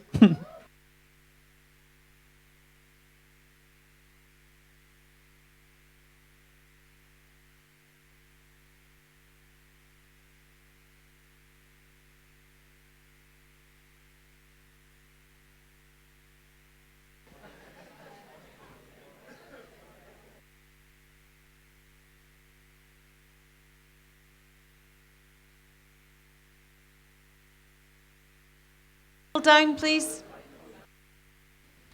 Okay, good evening, everyone. I'm Richard Parsons. I'm here as the Senior Returning Officer for the Sports Union election, which you probably noticed was running today. Something like 3,000 votes cast overall, 4 positions being contested, and as you might have gathered, quite an exciting night in terms of the count. So we've got some news on that, but just before that, the formalities. There was 8 spoilt votes. I would say it was a very fair election. It was good to see an energetic and very devoted election occurring. We have counted the votes, we've recounted the votes, and then we've recounted them again. So we've had enough counting, I should point out. We're also very sure about the results now. We did this a year ago, and Dominique was elected as president of the Sports Union. That role, a sabbatical role, is up for offer again tonight. And Dominic will read the results now of the positions that we have. Thank you. Thank you. I will start with the position of Honorary Secretary. This was contested by Alex Scott and Emma West. I'll read through the candidates in alphabetical order for every vote, followed by the number of votes cast. Alex Scott, 360 votes. Emma West, 332 votes.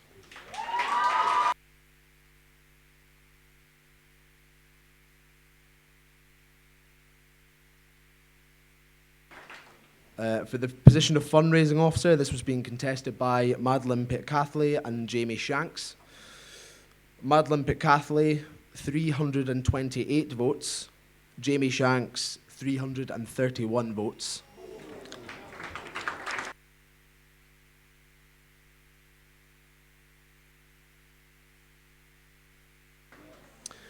Next is the position of campus sport officer. This was being contested by Thomas Meehan and Claire Dick.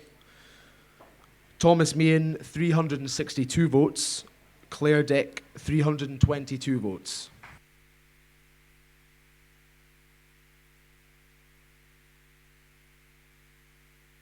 So now it's on to the Sports Union President election. So we had 4 candidates running. We had Kit Adams, Thomas Barr, Mark Graham and Megan Smith. Kit Adams, 156 votes. Thomas Barr, 103 votes. Mark Gilliam, 234 votes. Megan Smith, 347 votes.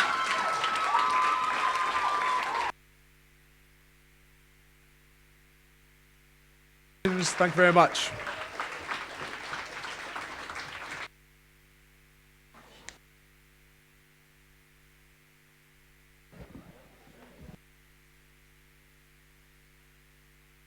Speech from the new sports union president. Would you like to come up?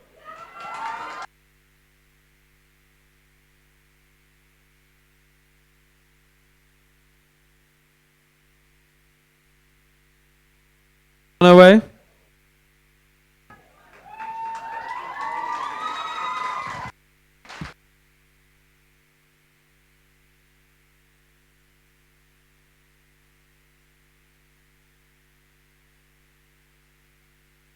Give another round of applause, ladies and gentlemen.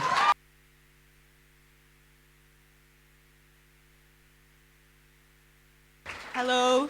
Yeah, I'd just like to say thank you, first of all, to the other candidates. It was such a fair campaign. Like, you guys were the best candidates to be against. Like, thank you just to you, first of all, because you were amazing. So, well.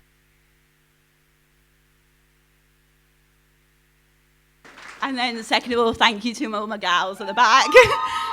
I couldn't have done it without you all, so thank you. So, yeah, thank you. I'm looking forward to next year, so thank you.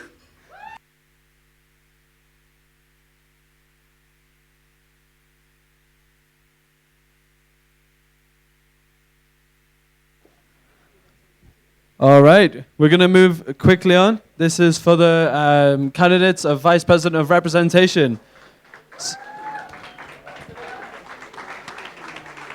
So would Nadia Jamneva, James Julian, and Liam Graham like to come up to the stage, please?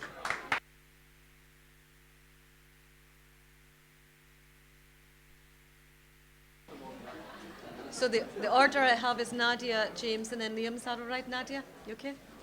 Okay, just let people settle down and then we'll start.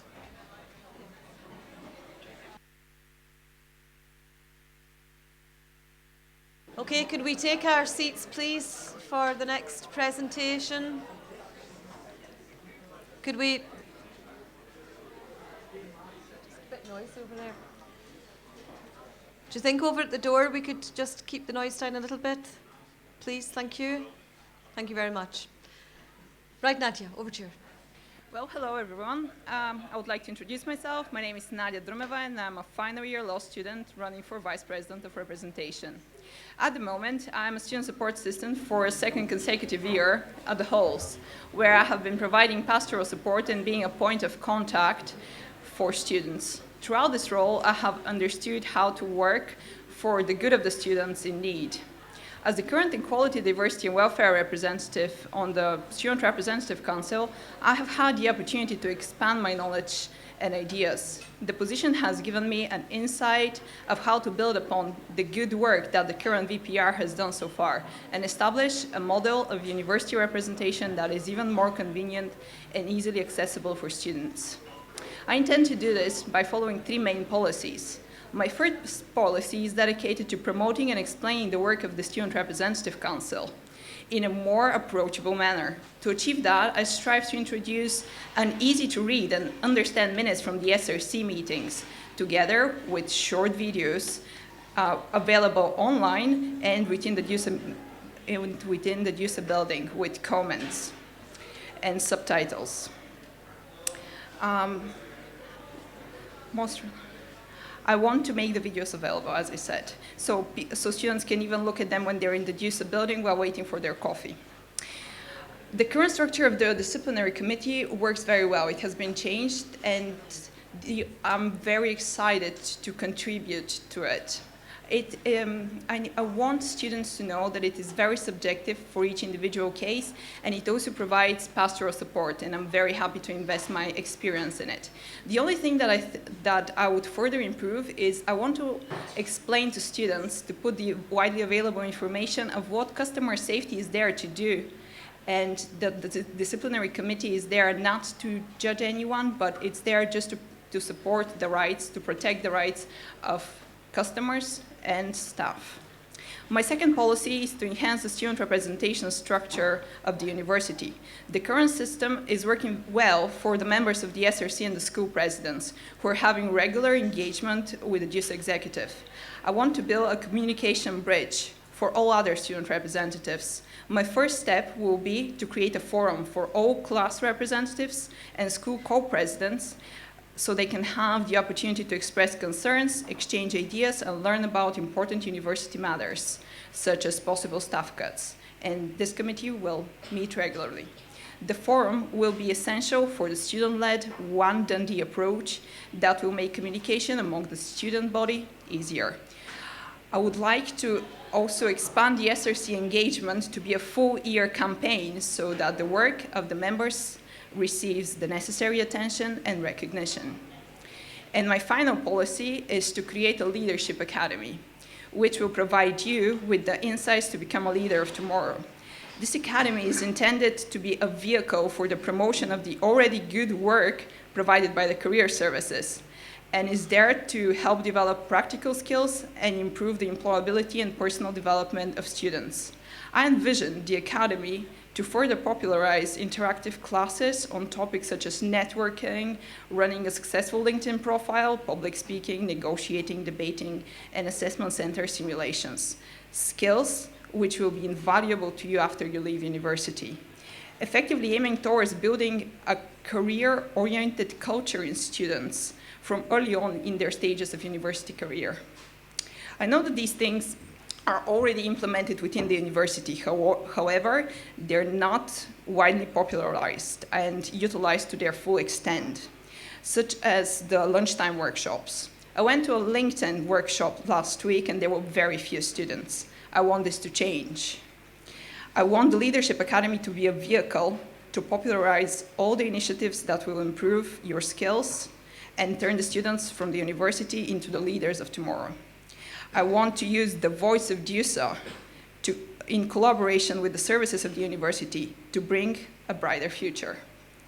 By equipping yourself with skills and forward thinking, you will be better prepared to tackle any challenges ahead of you. I'm confident that my experience and knowledge make me a good fit for the position, and I'm very determined to invest myself to making student life even better. A vote for me is a vote for greater improvement, stronger representation, and an opportunity to develop your own leadership potential. Thank you.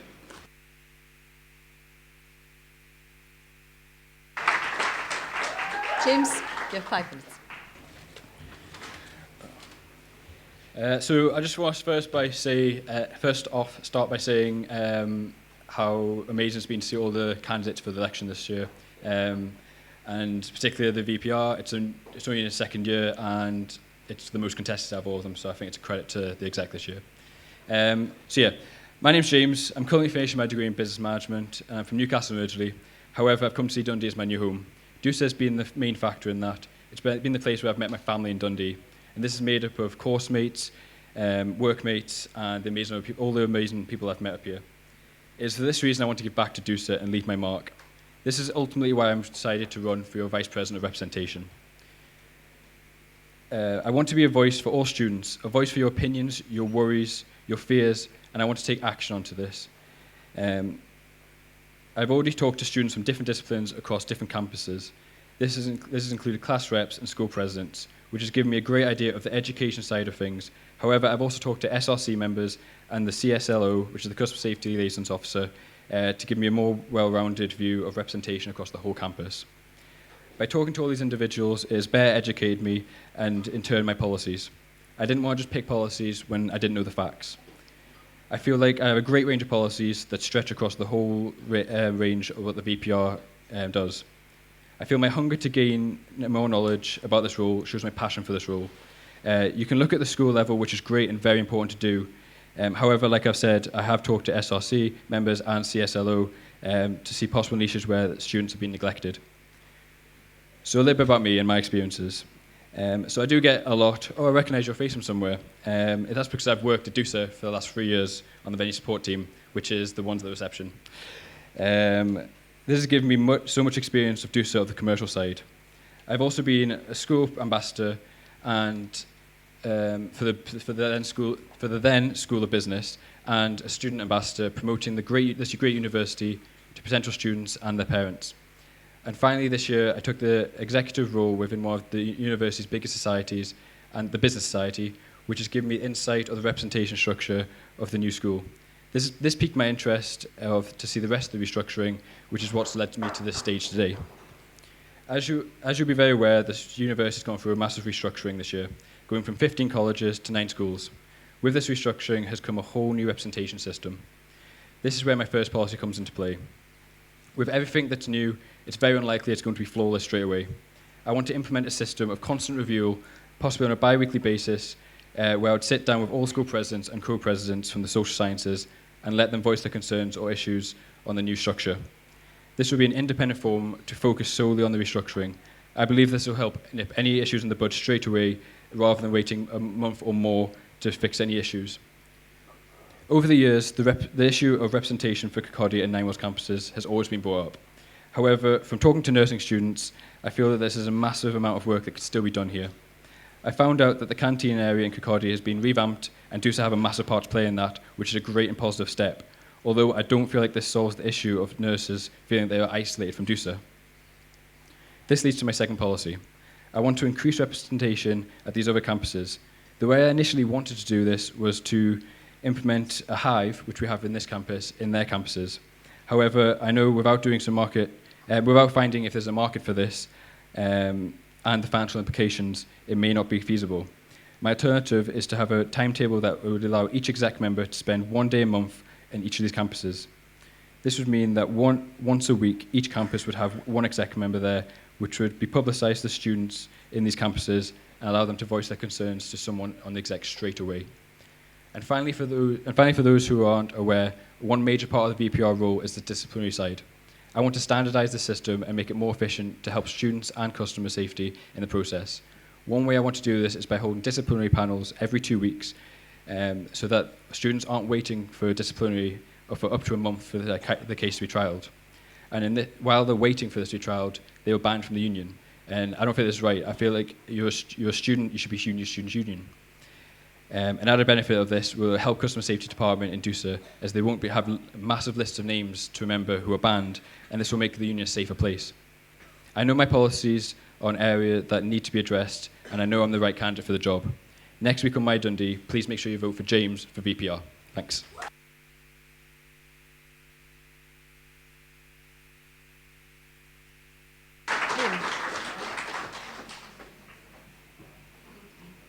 Hello everyone. Firstly, I'd like to briefly introduce myself. I'm Liam. I'm from a small town in Cumbria. I've worked in DUSA for over a year, and I'm the current president of the School of Humanities. I would also like to take this opportunity to thank all those who are here to show support and to congratulate those who decided to run for executive positions. Secondly, I'd like to let you all know that it's precisely due to this overwhelming enthusiasm, as well as the quality of this year's candidates, which makes this process not only humbling, but also slightly terrifying. If I was told 4 years ago that I would end up running for Vice President of Representation, and that I was doing so because I wholeheartedly believed I was the best candidate for the role, I wouldn't have believed it.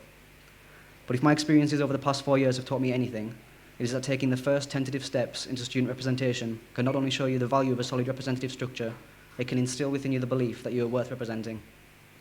I stand by the fact that university is a unique environment, and that, if managed appropriately, it can provide an atmosphere which is beneficial to all those who choose to be here. Just as we have all invested in this university by studying here, the university has a responsibility to invite best back into us. No student should feel that they are being marginalised or that their opinions are less valid or valued than others. Student representation is something I've always been passionate about, and it is something that I've been involved with at almost every level available to me. From beginning as a class rep, I moved towards becoming President of Humanities and an eventual member of the SRC, which I have been for the past academic year. As a member of the SRC, I then joined the disciplinary subcommittee in order to more comprehensively represent and assist fellow students. Alongside this, I'm also the co-founder and treasurer of a society, and through that society I successfully campaigned against the university to reinstate modules during recent cuts. When I first met with the dean officially as the Humanities president, he initially laughed, which I thought probably wasn't the best sign. But he followed by shaking my hand and saying, I remember you, the student who gave me so much trouble over the module cancellations. I had a feeling I'd see you again. The fact that I'd managed to make even a small impact felt immensely validating, and it's a feeling that I would like others to experience. Some of the main responsibilities of the VPR are to provide effective management of the class reps, the school presidents, the SRC and DUSA disciplinary processes. I believe I have a distinct advantage over my fellow candidates. Being so heavily involved with student representation, especially during the period of a school restructuring, I have been given crucial insights into the responsibilities and difficulties involved with the role. Not only do I have a drive to represent students at an executive level, I feel a responsibility to do so. In light of this, my proposed policies are as follows. 1. To ensure that students are satisfied with any changes brought about by the recent restructure and help to address or mitigate any possible issues. This is an exciting but nonetheless challenging time for the university, which has the potential to enhance the experiences of countless students. Equally, if the restructure is mismanaged and the university fails to acknowledge student concerns, it could leave many disappointed. Huge changes have been made and there are more still to come. The university deserves someone who is not only willing to shoulder this responsibility, but who is experienced enough not to underestimate it. 2. To continue work on increasing the branding of various representative structures so that students are aware of the levels of representation to which they're entitled and can more easily voice their opinions. I'm going to admit that I didn't really have any idea what the SRC was until I was actually on it. And at the first time I sat down at the meeting, all I could think was, this is fantastic, why did I know nothing about this? This year's exec have done an amazing job of managing DUSA. But like other SRC members, I believe the university still has a lot of untapped potential. Students need to feel proud to represent and worth representing. And 3, to ensure that all students are offered fair and equal representation and that current inconsistencies in representative processes between schools are both addressed and corrected. From my experiences as president in interacting with other schools, it has shown me that there is currently an unnecessary lack of communication, especially regarding academic and representative processes. In some schools, class reps receive accreditation from the university in the form of certificates. In other schools, they don't. Some schools manage to reduce module cuts by opening some modules to both 3rd and 4th years, but in other schools, where the system could drastically benefit them, this has never been an option. These inconsistencies need to be addressed. The university could be so much stronger if the schools shared each of their strengths. I've been privileged enough to work alongside Becca this year, and believe me, despite her being the smallest member of the exec team, she's leaving some big shoes to fill. That was really cheesy, sorry. There is good reason that the VPR role was reinstated last year. It is an enormous responsibility and not one that I would take lightly. I'm the only candidate who has shown an interest in the aspects of this position prior to these elections. I'm the only candidate who has voluntarily represented students for the past 3 years. So vote in for VPR. Thank you.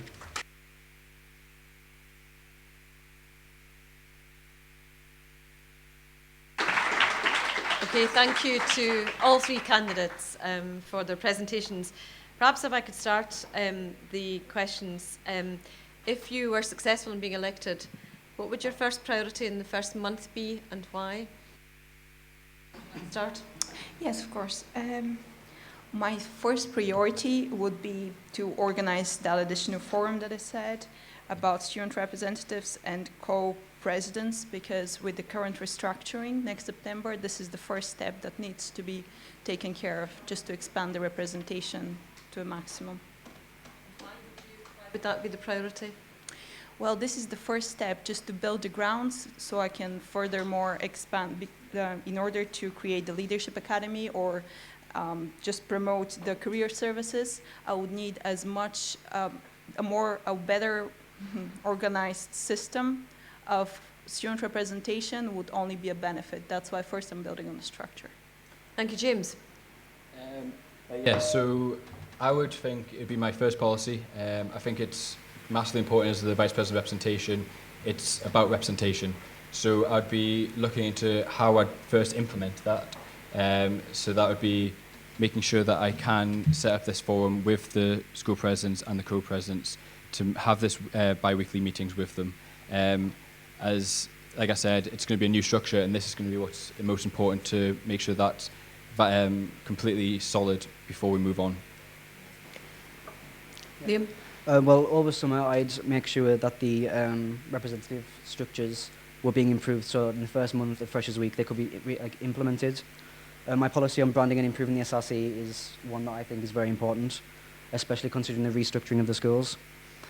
Class reps are absolutely vital to the representation process, but from my experiences of being one, they don't necessarily feel that way, and it could be difficult to convince people to come involved. So I would try to make the class representative process as uniform as possible throughout all schools, so it's easy to understand, which I believe would help in the branding later on throughout the year. Okay, thank you. Do you think it's important to, if you were elected, do you think it's important to receive feedback on how effective you are in the role? And if so, who would you seek that feedback from? Nadia, would you like to start? Of course, feedback is essential. I would like to know whether my efforts are actually bringing the results that I want, and I would seek that feedback through every student. At first instance from the representatives, but I really want to put a survey or a mean to just talk to as many students as I can to get the feedback. I want to get people's opinion on my work. Yeah, so of course, like what Nadia said, feedback's massively important. And the same, I would definitely want to get feedback from all representatives.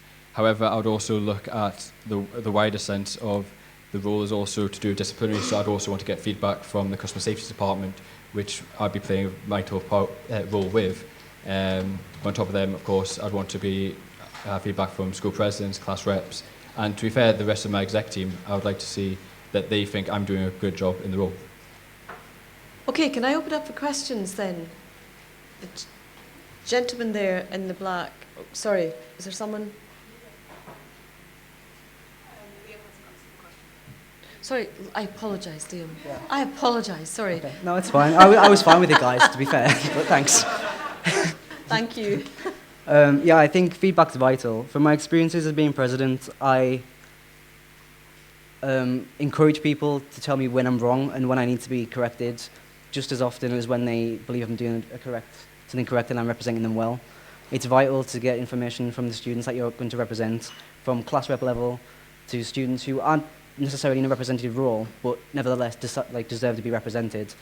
I'd agree with everyone so far that it's president, it's your exec team, it's all the students, it's being engaged with everyone because we've all invested in this university and everyone deserves to be represented. Okay, thank you very much. I'm going to take 3 questions. I'm going to take the gentleman there, women there, and you, sir, with the T-shirt on, yeah. Okay. As VPR, disciplinary proceedings are quite a large part of your role. Do you believe punishments for specific offences should be standardised or should be taken quite broadly on a case-by-case basis? Yes, if I may, I'll start. I believe that in any case that's being judged by the disciplinary committee, there should be a subjective approach.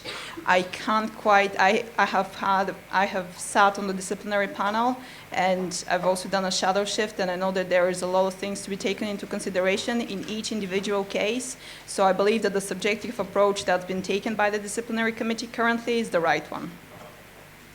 Yes, James. Yeah, so I would definitely be the same. It's case-by-case basis. However, I feel like on the disciplinary panel, the SRC members sometimes aren't completely informed of how they should be acting. So I'd want to have, I know some of them can do 1 shower shift, but I'd maybe want to increase that by having maybe 3 shower shifts, and I want them to sit on the disciplinary panel and watch it before they actually implement anything. However, no, sorry, I'm getting off topic there. It's no, definitely case-by-case basis, and in the SRC meeting recently, they renewed the guidelines, and like they are guidelines, they're not set. Everything is case-by-case basis, and you would look at all the external factors that led up to that incident, and obviously consult with the guidelines, but it's not definite for that. Liam? Well, I've been on the disciplinary panel, so I feel like I've got experience in this. It is obviously, it's quite subjective because a lot of things can happen. There are always going to be different situations and different things to consider. The disciplinary process is not there to attack students, it's there to represent to the best of its ability, but I still think it could be improved. Like it's been mentioned previously, the guidelines have been changed recently, and that was after maybe 5 or 6 years of them not being changed at all, and a lot can change on a year-by-year basis.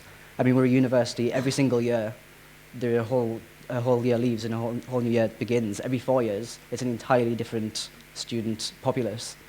So these policies and these recommendations in disciplinary panels need to be altered and kept up to date on a yearly basis. It's obviously very subjective, but as long as there are objective guidelines in place, I feel that's the best way forward.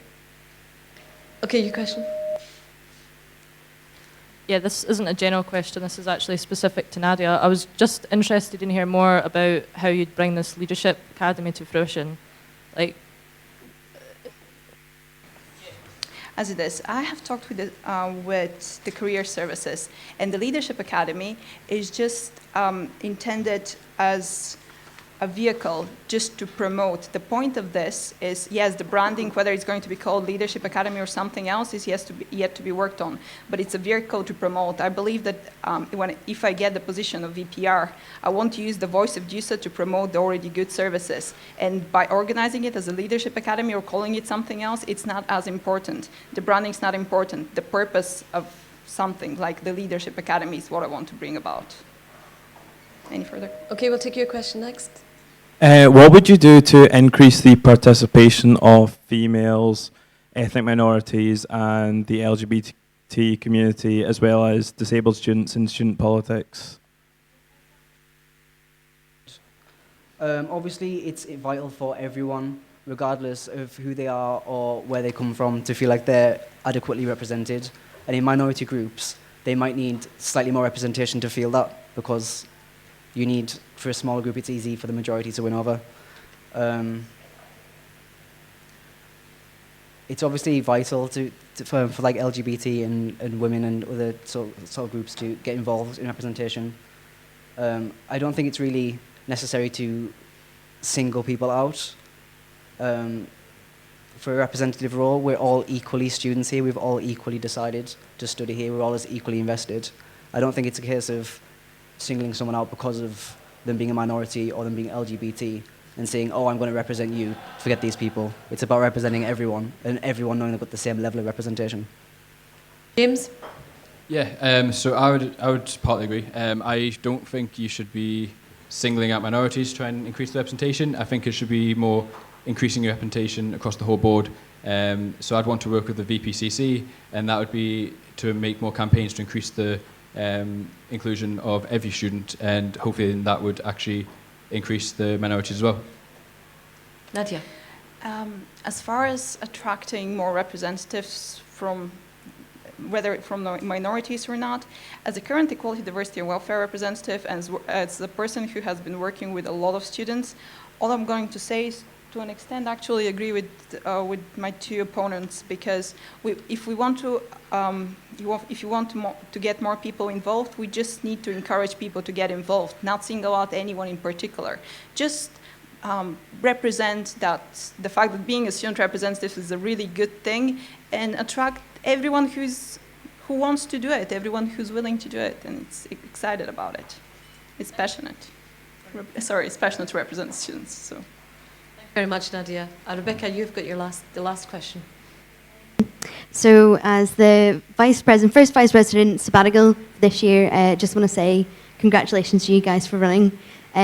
So, myself and the exec have done a lot of work with the School of Medicine and Dentistry in terms of getting them on board with our representation structure, as well as meeting the needs of their school. There's been historic disconnection between DUSA and those schools. How do you guys plan to overcome this? First, who would like to start? Nadia? Well, no, sorry. Yes, indeed. There are 3 campuses. We have 3 campuses, not just the main campus, but we have Kirkcaldy and Nine Wells. But when I'm talking about all the implementation of these changes, I'm talking about the student body as a whole. And I'm talking about these campuses. I am currently seeing the student body as a whole. And I know the distance can be a problem, but if we want to work on it, it's just up to me, myself, to invest myself, to get them involved, to get everybody involved, and see the student body as one entity. Liam, sorry. It's definitely something I've considered, and it's what I've highlighted in my policies in ensuring that everyone's offered equal representation and that representative processes between schools are addressed and corrected. Because if you look at the elections now, we're holding elections for presidents of the schools, and students are allowed to elect the presidents in all of the schools except for dentistry and medicine, because they operate under a different system. Which I think is something that we need to look into. We need to see if the students are happy with that, if it's something that can be changed feasibly. Because in every other school, students get a vote, they get a voice to decide who represents them. But in dentistry, medicine, you don't. It goes to a panel, and then someone from that panel is then made the president. And I think that should change. Okay, thank you. James, you have the last word. Yeah, so I'd love to talk more to the medics and dentists and really talk to the students and see if how they feel like being represented is how they want to be represented. And then I'd love to. It'd be great if you can get them involved with DUSA and with the representation structure we have right now. And the way of doing that, you can maybe try and explain to them really the benefits of being with DUSA and the support that they can get from the exec and the support that we can all give them. So yeah. Okay, Nadia, James, Liam, thank you very much, all three of you.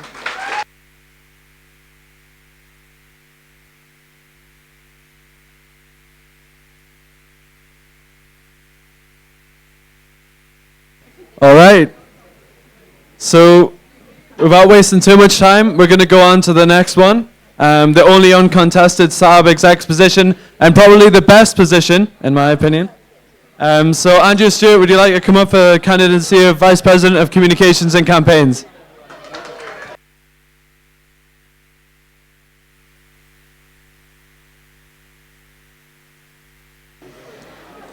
Andrew, I'll just get... Can we take our seats, please? Hang on a second, It's fine. I hope you have a loud voice. Could we just settle down a little bit? Sorry, just over there, just to my left. Okay, right, we'll just hand over to Andrew now. Andrew, you have 5 minutes. Hi everyone, I'm Andrew Stewart, I'm your VPCC candidate. Tonight and the coming week, I'm going to show you why I'm the best candidate for the role of Vice President of Communications and Campaigns, and much better than that Ron guy. Sean already stole my joke, so sorry. I come into these elections fully knowing the current difficulties DUSA and the university are facing, having been involved in student representation over the past 3 years. But in my role of VPCC, I want there to be more cohesion between the various departments, with commercial entities fully supporting the charitable goals of this organisation. I believe this can be done through bigger and better communications between students and the managers that run this very successful operation. I believe the executive themselves, normal students, are in a unique position to source and develop this guidance. I want this building to be providing services and facilities to all students with something for everyone, but we need to help to figure out exactly what you guys want. So let's move on to my main policies. Firstly, and probably most obviously, I aim to continue to support and build campaigns of the executive, SRC, societies, and the student body. This year has seen some very creative methods of campaigning to get the message out, with the executive gaining their very own in-house student designer. The brands of each campaign have been strong and send out a clear message of the goals and purposes of each campaign. I would like to see different groups of students working together on each campaign, from societies, student media, and independent students. I believe getting all these different voices on board can only boost the objectives of each campaign. Furthermore, I would like to explore sponsorship from external bodies for our pastoral campaigns. Currently, it is mainly our commercial events that seek sponsorship, such as Decon, Paddy's Day, and Halloween. I would aim to work with the media sales coordinator to source and work with external bodies who share our charitable goals and have interest in sponsoring our campaigns. I believe this will not only increase the coverage of our campaigns nationally, but will also aid the budgets of each campaign, meaning they can be bigger and better. My second policy is to promote DUSA's work both internally and externally, allowing the students to see and make change, while making our goals, objectives, and achievements clear to our members and to the public. I've glanced already over my interest in getting students more involved in the running of this organisation, so I won't talk about that again. However, I believe making DUSA as transparent as possible is the end goal of this policy. Many students don't realise the purpose of their student union, and I want to explore various methods of getting the purpose of this place across. Currently, the VPCC and executive are exploring an all profits reinvested campaign physically across the building. I aim to see this through and to tie it into various campaigns across the coming year. As well as this, I think we can explore the use of multimedia content further, with animations, more videos, etc. coming into play to make our content engaging and, more importantly, fun. Finally, I aim to work with DUSA Media to negotiate a rebrand with the aim of increasing membership and visibility on campus. Having been the editor-in-chief of the Magdalene for the past year, I understand the opportunities the media can give to the students here. However, I believe our biggest downfall is our name. DUSA Media is an independent outlet of DUSA. While we are funded by DUSA and supervised by the VPCC, we hold independence in the content we produce and share to the student body. Many students don't know this and believe we're purely there to make club night videos of DUSA or write articles about DUSA successes. While yes, we have done this, our sole goal is to provide an independent voice to the students, as well as teach various media skills that are difficult to come across at Dundee University. I'm not in any way saying we would cut ties with DUSA. However, we do currently sit in a small minority of student media stations with their Students' Association in the name. And I believe it to be our biggest challenge. I want to see the media teams grow beyond what they have known in the past, and I think this is the first step to doing so. So in short, kind of, that was pretty long. That is my main objectives of my term here, should I be elected. I want to see this building a success. I want to see it being run by students, and I want to see students using all of its very many services. Thank you. I'm ready for a grilling.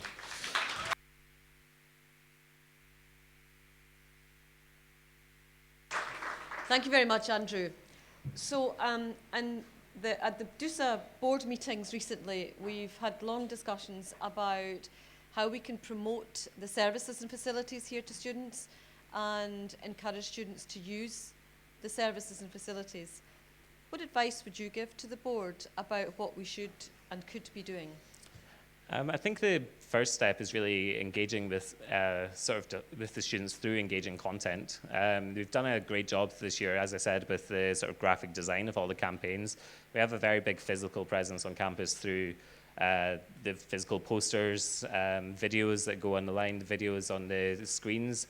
I believe this probably is the biggest and best method of getting the message across, and there's been some great work. The DUSA TV video that happened at the start of the year, that was reached several thousand views. It's hugely popular. It plays on our screens all the time, and I feel that's probably the best way of getting our message across, working with the students to just show them what we're about. It's important in terms of the revenue and the income in terms of DUSA's future. Is there any one particular, apart from what you've said, is there any one particular method you think we should be trying and perhaps giving priority to going forward?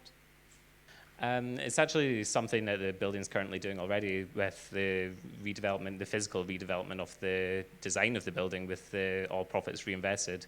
I've been involved in the discussions over this and how the building's actually going to look with the signage, everything that's going to happen. But I feel like there's ways we can bring in multimedia content into this. So I was throwing ideas about sort of augmented reality and sort of videos, multimedia videos that can actually make the building interactive, and getting some digital content into there to just, I think the building is just really the first base of this, because everyone uses it, or not everyone, maybe. I hope everyone uses it. Yeah, well, we're all here. Yeah, most students, I'll say most students use it, and if you can utilize this building to get that message across, I think that's probably the first step there. Okay, thank you, Andrew. Can I have an indication of any questions, Jim? Anyone over to my left? Tim? Right, Jim. Have a microphone over here to Jim. Thank you. Andrew, how do you plan to, if you then were elected, how do you plan to justify the financial contribution that DUSA Media gets from, as in like the media outlets get from DUSA, if you're wanting to maintain the independence of it in terms of what content you put out? I feel like DUSA Media, the biggest role of DUSA Media is because Dundee doesn't have journalism courses here, it deserves the finance that it gets, regardless of its name. So we get this money through DUSA to give a voice to the students, and I can't really say particularly what reason we deserve that money. I don't know. We're just pretty good at what we do, so yeah, just to keep the student's voice. I mean, that's everything this building is about, is giving the students a voice, giving the students a method of getting what they want from the university through, and what better ways that through student media. So yeah, however, I'm actively encouraging the media outlets to become independent in their finances. The Magdalene, for example, is trying to sell advertising to boost its budget. We've changed printers this year to save money in that way, just so we have independence in the financial sense and that we don't have to rely on DUSA as much. So even if the budget was cut, if there was a rebrand, I think we would still be strong, and I think, you know, encourage us to make our own money would be a strong possibility there. Okay, Tim.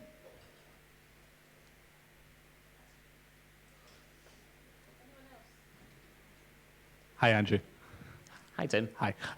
So obviously, communications campaigns within its role is in charge of the communication strategy of DUSA. And as it's probably admitted from the current exec, DUSA does lack sometimes forward thinking. So when you get in office, because that's your role, you've got to develop the role strategy. How are you going to go about and do that?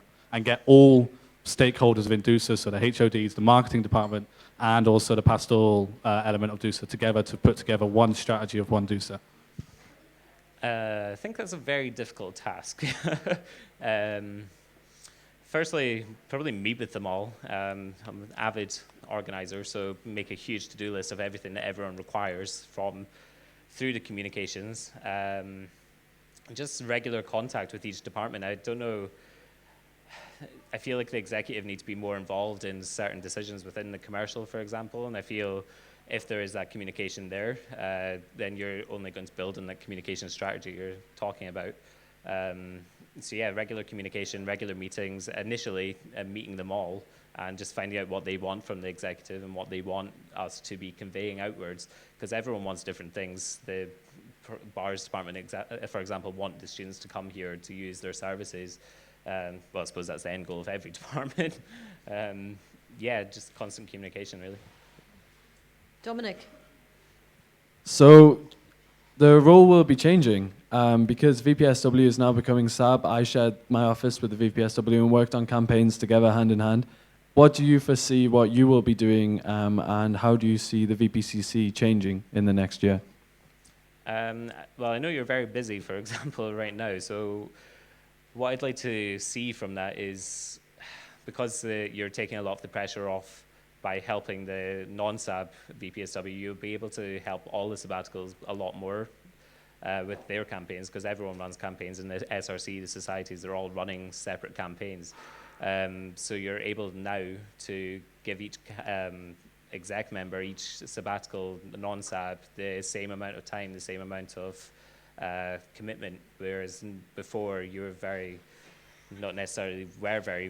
focused on the student welfare, but it was a huge part of your job there because it was a non-SAB position, so it can only be a good thing that it's now a sabbatical. So yeah, you now have the opportunity to give each campaign the necessary attention that it has with the help of others. Andrew, thank you very much. Thank you. Do we have time for one more?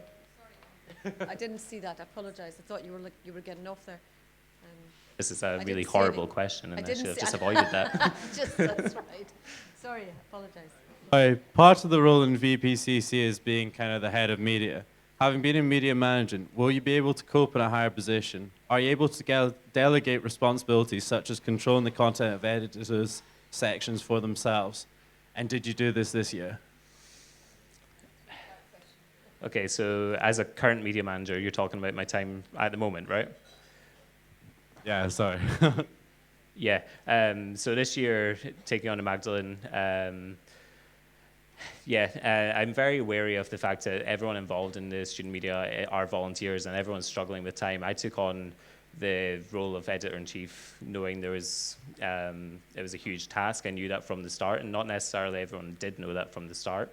So yeah, maybe I didn't delegate everything that I could have effectively. Maybe I didn't do that necessarily effectively, but I did create a huge team in the Magdalene. It went from 6 editors up to 18, and I think I delegated in that sense a huge amount of the work. I did actually.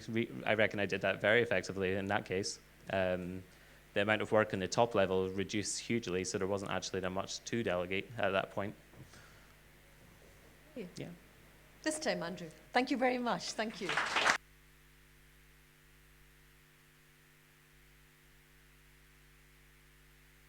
Dominic. All right. We're going on to the candidates for Deputy President. Would John Ellis and Kevin Burns come up?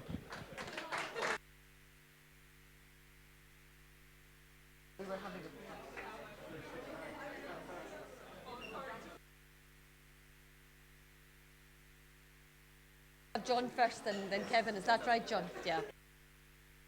And John, just give them a minute to settle down.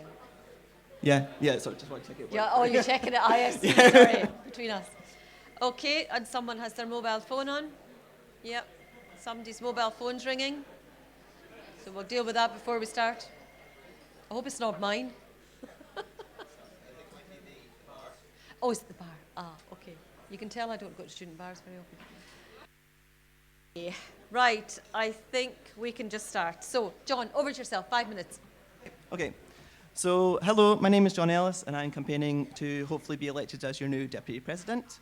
First of all, I just kind of want to echo what everyone else has been saying and say that I think it's really good that so many people have applied for these positions and really want to make a difference to the student body. Now, I will tell you that I'm certainly no Barack Obama when it comes to public speaking. However, I will try my utmost to show you that I am the right man for this job. So I am Dundonian, born and bred, but don't worry, I will try my hardest to talk as slowly as possible because I am very nervous as well. I've always had this passion to make a difference, and I believe that this is the perfect opportunity for me to show you how much I would love to represent all students in the Deputy President role and DUSA as a whole. I assume you're probably wondering what qualifies me to take on such an important role in DUSA, and don't worry, I've deliberated on this a lot myself. And I know that my enthusiasm and commitment will bring something special to the organisation. Like most, I've tried to make the most of my university experience, both in student representation and various societies. For example, I have been a school ambassador for the business division, and I have this year been elected on the business society as an executive member, which I believe brings me valuable experience to the role. I also have experience working as a support worker for victims of crime, and I would ensure that the student in question, if there was any scary stuff to do with confidentiality, that I would preserve maximum confidentiality. I would take every case extremely seriously and let the student know that they have someone to talk to and they are not alone. I've also worked in DUSA in the venue sports department for coming up to 4 years now, and it's enhanced my overall experience at university drastically. DUSA is not just a job for me. It's a second home where I've met so many inspirational people who I would now call my DUSA family. The role itself has actually made me more known around campus and Dundee. The other day, I was stopped in the overgate by a customer who was querying about a jacket that they lost overnight. And apparently I'm known as the cloakroom guy. So there you go, providing quality service on and off campus. I have personally made some mistakes in my life that I do regret. And I have grown from these mistakes, and the support that I received while going through my own academic appeal really has shown me that DUSA is not only a pub or nightclub, it's a safe zone to allow your voice to be heard. And if it wasn't for the support from DUSA, I would not be standing on this stage today. But enough about me. I want to talk about what I can do for you, the student body. I am a strong believer in equality, and therefore all my policies are focused on the best possible representation and engagement for all students. My first policy is to further engage with distance learners. I believe that there's a staggering number of distance learners that come to university who are not aware of what DUSA and the university has to offer. I want to encourage distance learners to fully bask in the university experience and let them know that they have a voice. If successful, I would like to make these students aware of the advice forum that's already been created for them when it comes to academic appeals, and further enhance further blogs, for an example, for any other personal issues that they may have. My second policy is to raise DUSA support for students when it comes to promoting employment and graduate opportunities. I would hope to work closer with CASTLE and the Career Service to ensure that students in whatever degree that they pursue can get equal opportunity to learn. I would like to promote further workshops that would be valuable for any student and further increase the relationship with DUSA and local community and businesses to allow students not only to experience campus life but also the city of Dundee. My final policy is to promote and develop equal opportunities for international students in order to make them have as much of an experience as home students. International students are a key segment in the overall success of the university, and when it comes to university, it is daunting for all of us. This is why DUSA support is crucial in helping these students feel welcome. If elected, I would focus on engaging international and home students to allow both groups to experience each other's culture by promoting more events, and I would hope to help with any language barriers for both overseas and home students so they can overcome this and be more confident. To round it off, I know I've mentioned earlier that this is a time to give back, for my time to give back to you, but this is your time, your university experience, and your DUSA. Make it count, allow your voice to be heard, and vote John Ellis as your new Deputy President. Thank you.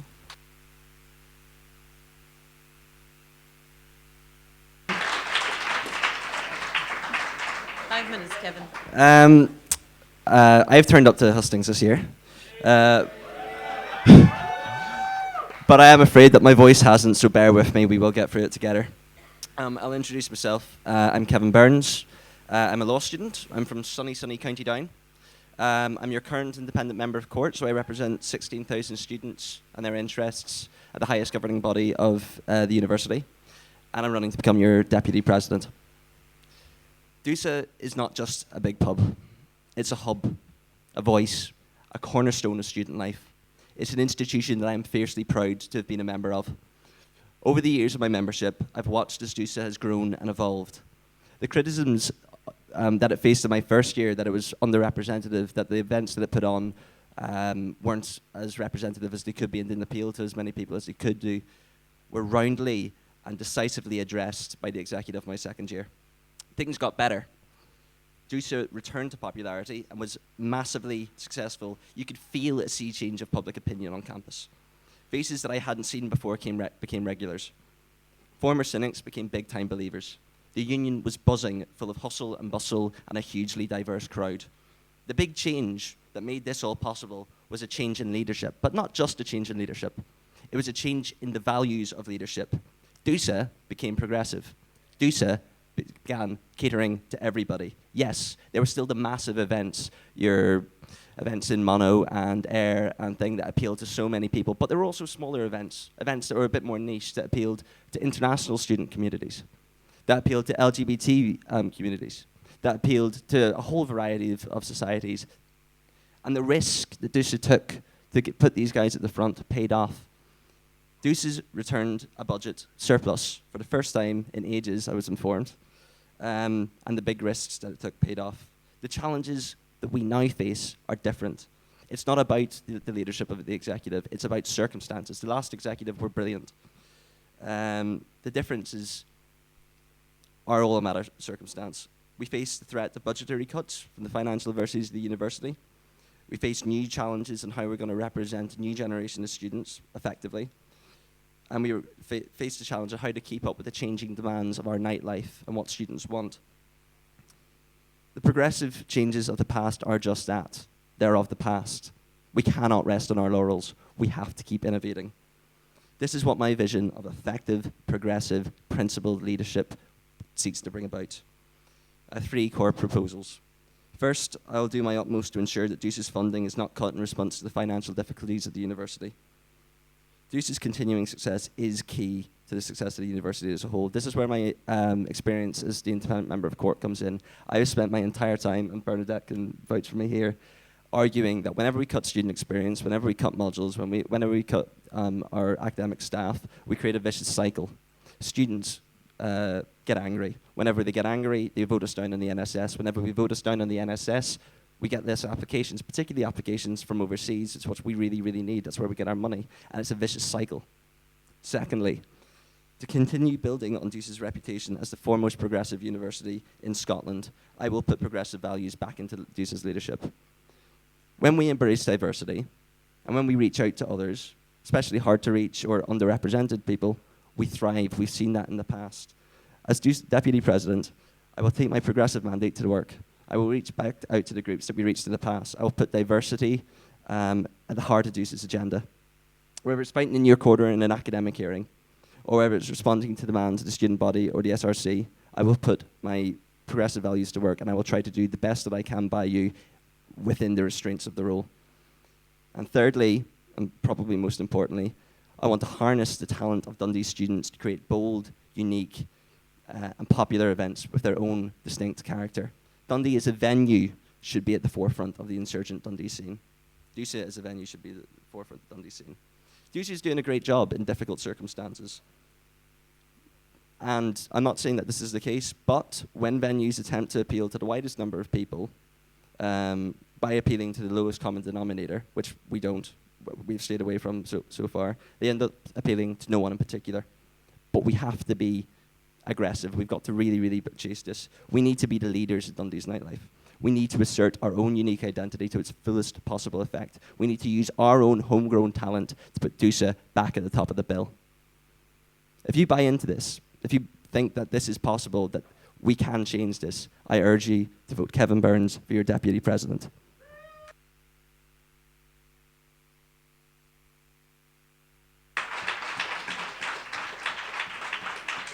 Thank you very much, John. Thank you very much, Kevin, for those presentations. Let me start by asking a couple of quick questions. To each of you, what qualities would you bring to the role of Deputy President if you were elected? John? Well, if I had to kind of sum myself up in 3 different kind of adjectives, I would say that I am a very approachable person. As I've said, that I have worked in the venue support department for 4 years now, and it's really increased my confidence and kind of like to help me deal with a lot of different kinds of people in different circumstances. I'm reliable. I feel like in this role, you do have to be reliable because it's such a strong position that you're going for. You're both representing students, DUSA, and the university. And I feel like I can be strictly confidential as well. I do, also, as I've said previously in my statement, I have had experience working with very sensitive matters.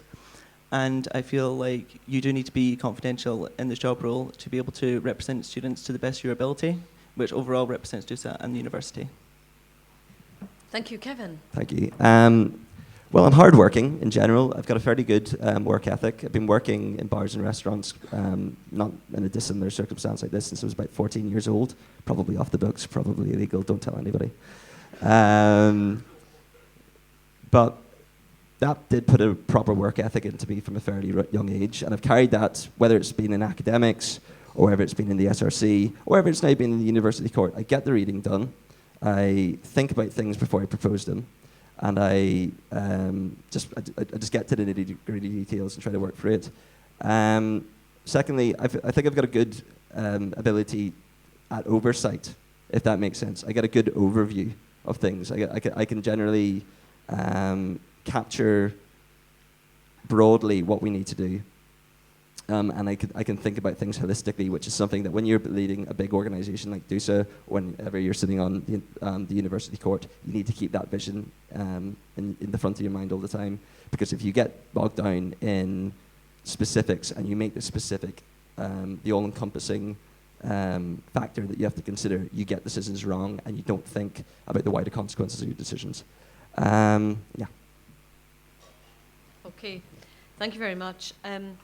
If you were elected to the role of Deputy President, who do you think your main working relationships would be with and why?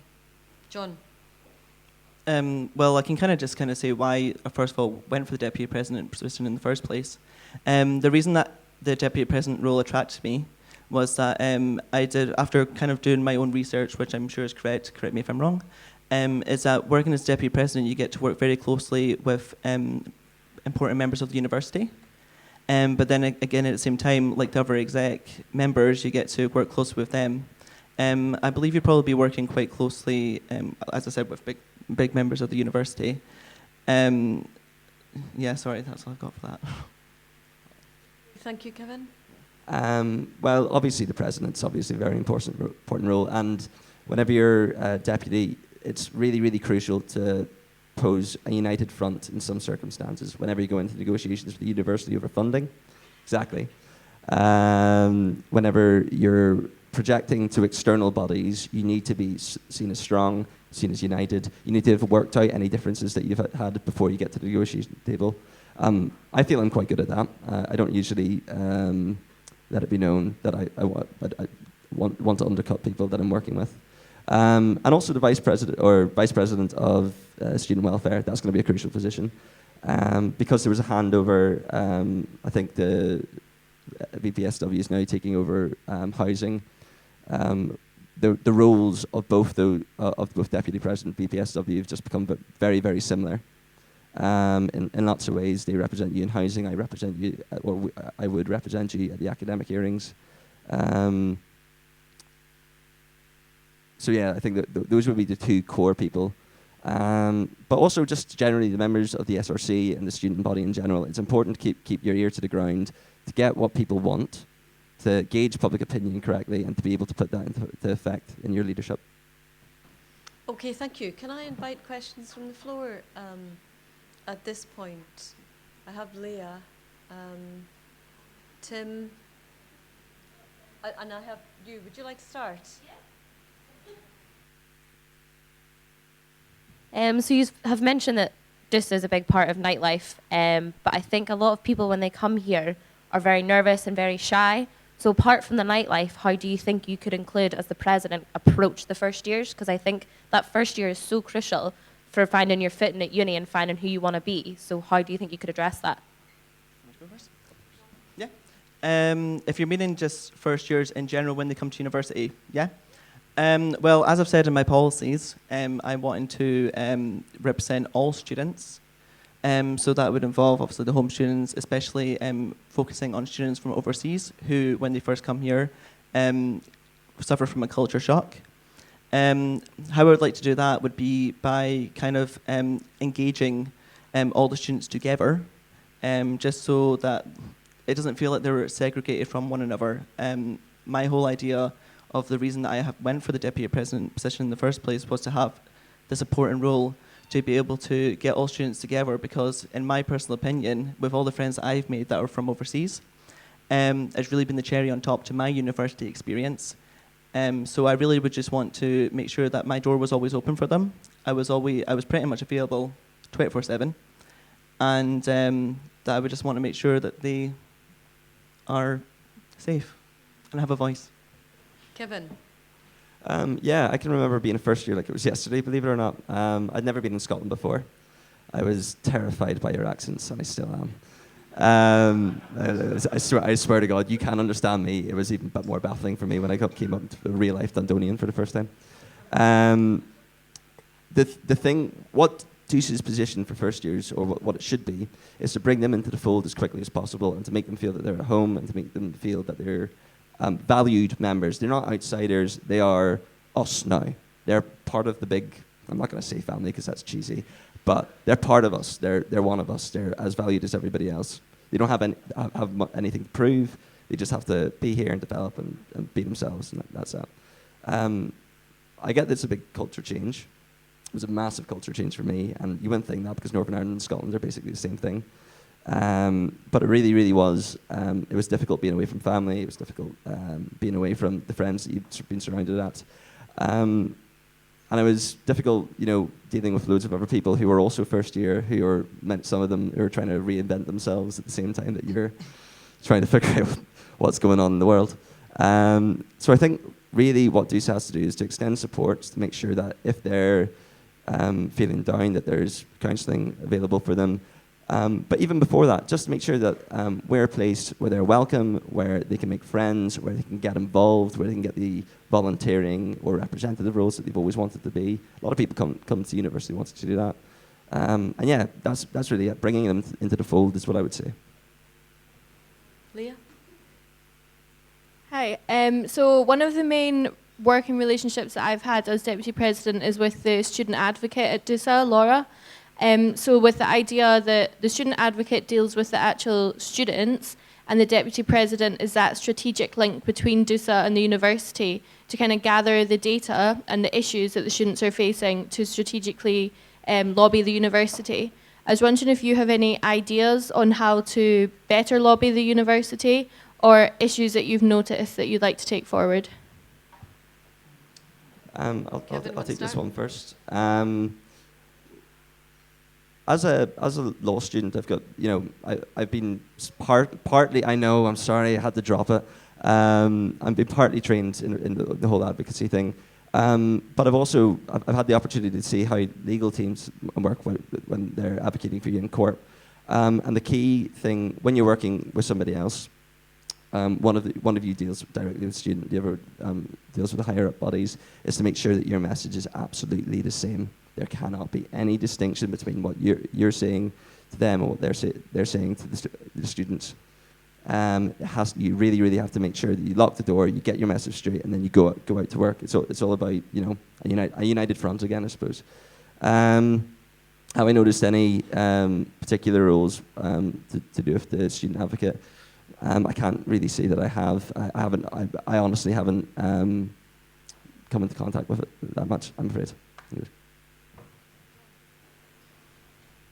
Okay, personally, if I'm saying this and it makes no sense, let me know. When it comes to working with someone, as Kevin's stated, I feel like teamwork is essential. I feel personally that I've had a lot of experience in this, so I believe that we would work quite well together. Moving on to what you've said, I feel like treating every single student individually and making sure that their whatever issue that they're having, regardless of whether it's an academic appeal or if it's a personal issue, is just as important as any other one. And could you repeat the second part of your question again, please, Leah? So we have to identify, so say there's loads and loads of students coming to us, international students who have housing issues, that's one thing we've identified. Is there anything that you see as a student that you would like to lobby the university on, in terms of student kind of helping them academically, probably? When you say lobby, are you meaning question? Is that what you're kind of meaning? Yeah, so sorry, it's just a word. Lobby to try and make a change, to try and influence them. Sorry, I'm just a bit nervous. I keep forgetting what you're saying when you're saying it to me. But don't worry, I'll try and answer the best I can. You know, personally, I feel like communication through DUSA, from what I've seen from when people have had personal issues, have been quite well done.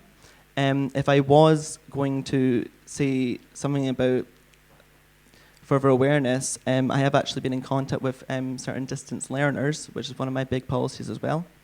And I was actually recently talking to someone from Namibia, a fairly lovely man, and he was saying that he felt, for an example, when it came to the housing situation, that he wasn't really fully aware of that.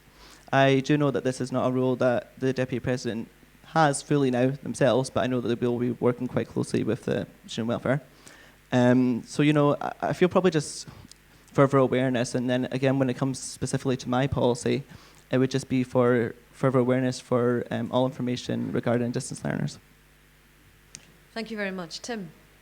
Okay, so kind of building on talk of that in terms of the university. University in its NSS went up in its rankings, but the thing that it's still struggling with is assessment and feedback. So the university put in a new assessment policy, which talked about 3-week turnaround, so on and so forth. But I want to know, what are your thoughts? What do you think feedback, assessment and feedback should be for the student so that the student experience is better? I can take this. So I'm a 4th year law student, and I have never seen one of my exam papers after it's been marked thus far. Lots of times, and especially when you're in a social science, whenever you're in humanities, you do kind of feel that a lot of the time the marking is basically whatever the marker's feeling on the day. You know what I mean? It does feel there is no right answer most of the time. A lot of the time it is a matter of semantics, and people can drop grade boundaries. Now, I'm not accusing our markers of being unfair or unbiased. It just, if there was more clarity, if there was more transparency, if your exam paper was handed back to you and said, right, this is why that you dropped the grade boundary, this is what you need to improve on, I think that I would have done a lot better. I think that also, I know you can request them, but I think that should probably become a bit, not standard practice, but whenever people have concerns, they should know that there's an immediate process. You can get your paper back, you can look at it, you can figure out what's wrong. Personally, I would have to also agree with Kevin. I am a 4th year economics student, and I've never had my exam paper back as well, and especially when it's, for example, a grade that was worse than what I was expecting, I would hopefully kind of want to see it to get back, so I kind of knew what I'd done wrong, so I can improve on it. To be honest, I feel like there could be, personally, a little bit more communication sometimes, to make sure that everyone is quite clear about what the assessment procedure is. To be honest, I'm still kind of a bit unaware, whether that's just me not knowing, or whether there should be further awareness in it, I'm not sure. but I think it would be quite helpful for all students coming into from first year ranging to even postgrad to really kind of understand kind of like a generic, way of assessment. So, kind of going back, a lot of you did mention assessment at the end, but you really did focus on feedback there. How do you think students should be assessed? There's calls at the moment about that way that students are assessed is more about them and their revision technique rather than them actually learning the subject and becoming more employable. So what's your view on that, just as a follow-up, sorry?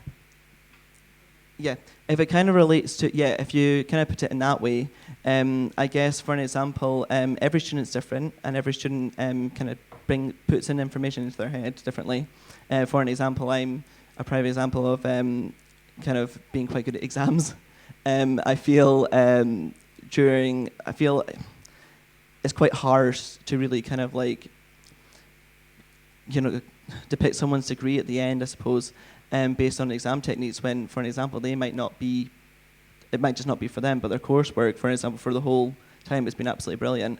I feel like there's quite a heavy reliance a lot on exams, and that would be something that personally I would like to see change.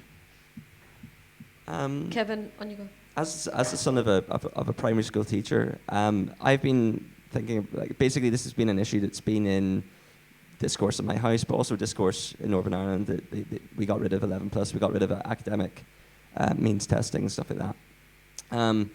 And I really wish I could come out with something profound, but in 12 years of this debate, whether it's better to test over a long period of time or to test traditionally in coursework and exam, I really still can't think out what's fair for everybody. Some people, I'm one of the people like yourself, I tend to do better on the day. I tend to take a shot in an exam. Sometimes it goes my way, sometimes it doesn't go my way, but on balance, mostly I tend to get it right. Whereas, for example, Dee, she's a science student, she's continuously assessed. I mean, it's very stressful, but she does better on that way. Dee, by the way, is my girlfriend. Hello, she's actually watching. How you getting on? She's watching from Edinburgh Airport because she missed her flight back to Dublin. Yeah, hi, sorry. So honestly, I don't really feel properly qualified. I'm not an educational psychologist. My mum is, but I'm not. I've never, really taken a very, very close view. And to be honest, I think for some students, the exam and coursework structure works really, really well. And for other students, it's a nightmare to have your entire year's work put down to 2 hours at the end of the year, 2-3 hours at the end of the year. But I suppose the big distinction that you could draw on is courses. Certain courses attract certain people. I suspect that most people in the law course are pretty happy to have one big exam at the end of the year, but have that tempered by a smaller assessment.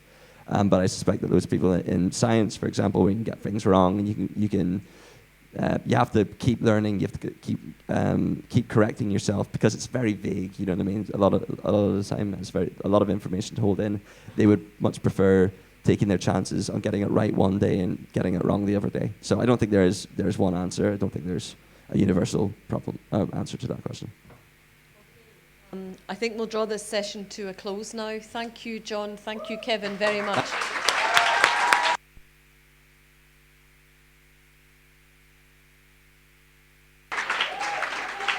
Right, I'll hand over to Dominic now. Okay, we're just going to take a quick break before we go on to the big one, the presidential one. Before we do, I'd just like to say thank you to Bernadette, and thank you to our tech team, and thank you to DUSA Media for live blogging and live streaming all of this. And thank you all for coming as well. Make sure to get a drink, and we'll be back in just a tick.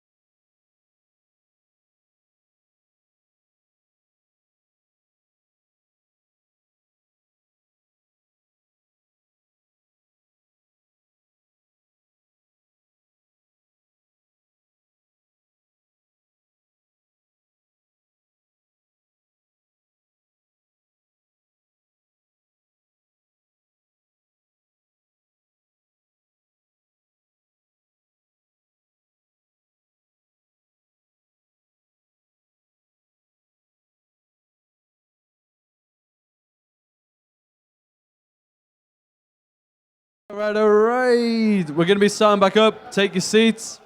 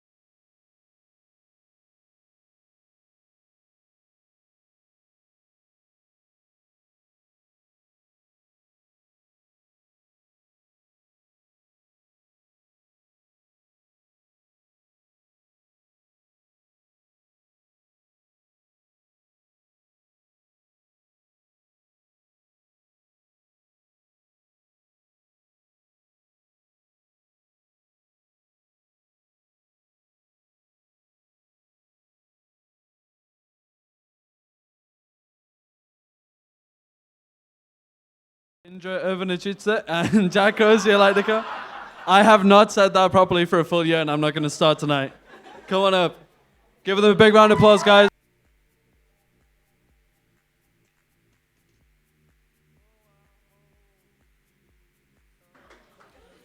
Wow, hello.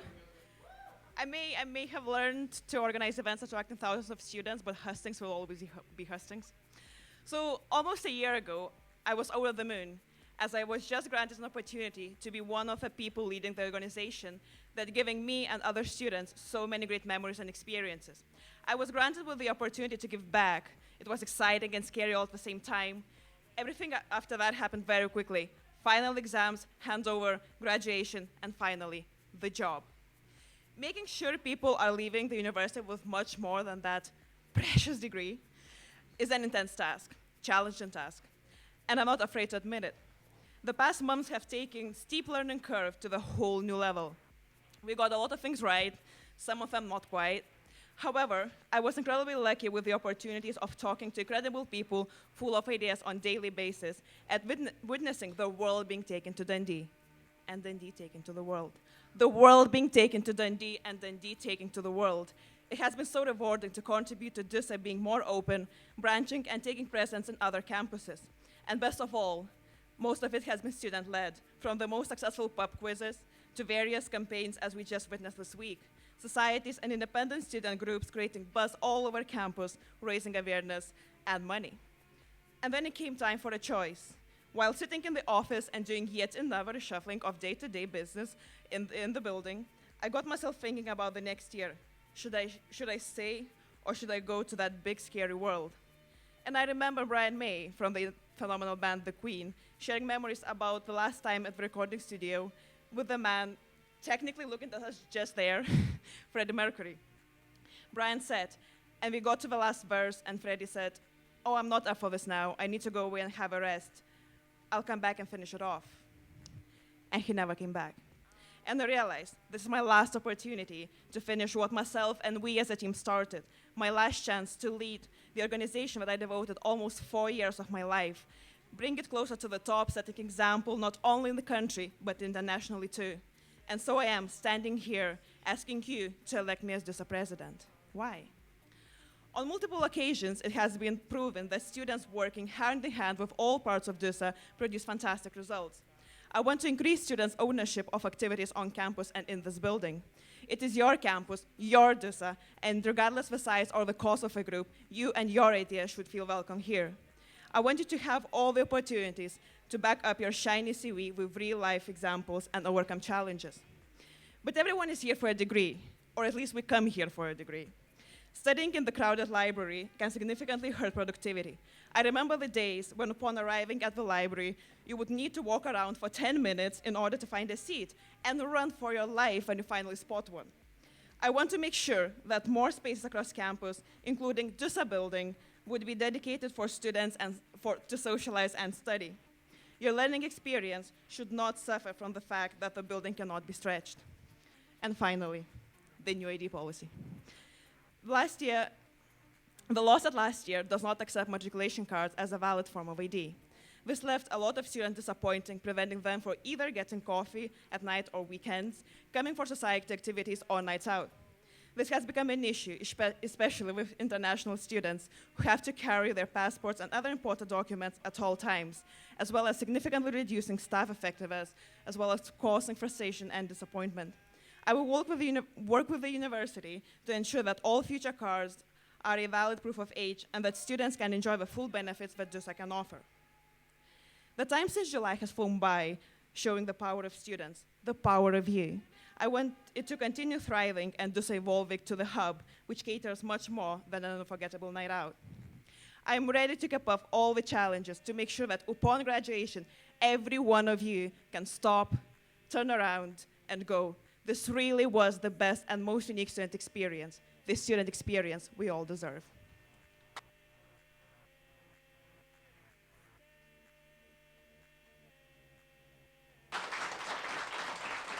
Jack, it's your turn.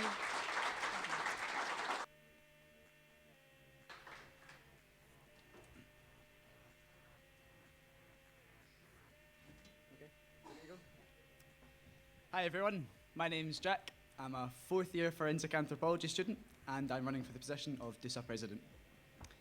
Just like to say I've been really impressed with the candidates so far tonight. I feel that it's really good that we've got such a strong pool of candidates for almost every position. I'd also like to thank everyone for sticking around. I know it's been quite a long night, so we'll try and keep this short and sweet. Having been in Dundee for a good few years now, maybe a few too many, I can safely say that this city has become a huge part of my life. I've been involved in almost every level at student activity, from being a class rep, to being a member of the SRC, to being a freshers team leader, to being president of the Life Science Society, which I took from 40 people to over 500 people in the space of my 3 years on the committee. I think we're so lucky here in Dundee to have so much open to us. And I feel like I've been especially lucky to have been involved in so much of the great stuff that's going on here. One of the best things about getting involved in so much is the experience that I've gained from it. I haven't only had experience from student societies, I've also got a huge amount of experience from Dundee and the wider community in Dundee. I've always worked well at uni. I've had a job since first year. I've done everything from being a bartender, I was an event manager at a successful club night, to being that guy that messages you on a Friday night telling you to come down to the club on Facebook. I think this combination of real world experience and university experience would let me bring something to the table that hasn't been brought before. The executive in the past has done a great job of getting the union to where it is. We're the #1 in Scotland. But that's no reason for complacency. That's no reason to rest on our laurels. There's no excuse to not do even better. We should be leading from the front, building on the foundations laid down by previous executives, by bringing in the new ideas that are needed to revitalise our union. I don't want to leave you with the impression that I only want to improve the social side of DUSA. Obviously, there's the huge pastoral role of the executive, especially in regards to mental health. Mental health issues affect us all, whether directly or indirectly as your friends or your family. I think that this has been something that's far too low down on the agenda for DUSA so far. 1 in 4 of us will suffer from some form of mental health issue during our time here, but current services don't reflect this need. Tackling this is something that I want to prioritise. Currently, services on offer at the moment are too impersonal. They present too high a barrier for people who need to access them. Right now, if you want help, you've got to email to get an appointment with a healthcare professional, a doctor, a mental health nurse, or you can phone Nightline for an anonymous phone call. I think that we can do so much more. Events like the Mental Health Awareness Day that we've had this week are a great example, but they're just not being done enough. I suggest that we use the facilities that are available to us, like the Hive on level 4, to make the union a mental health hub, where people can come in for informal drop-in sessions and feel-good activities. We need to take the stigma away from mental health. I believe that these services are just as crucial, or even more crucial, at exam time, and ensuring this would make the campus happier, healthier, and more welcoming. I don't think I can stand up here without mentioning the SRC. The work they do is fantastic. Having been involved, I would like to expand it so that it can better serve the student body. Currently, there is no mental health rep. I think that having one would be essential to ensure that services already in place and any changes that we make are the best they can be and don't go on the back burner. I feel that one of the most important attributes of students is their ability and enthusiasm to effect change. I believe with my broad range of experience and commitment to the role of president, I can work with the student body, the SRC, and the executive to make our union all that it can be and more. I have the skill set, I have the motivation, and I have the experience. All I need is your support. Thank you.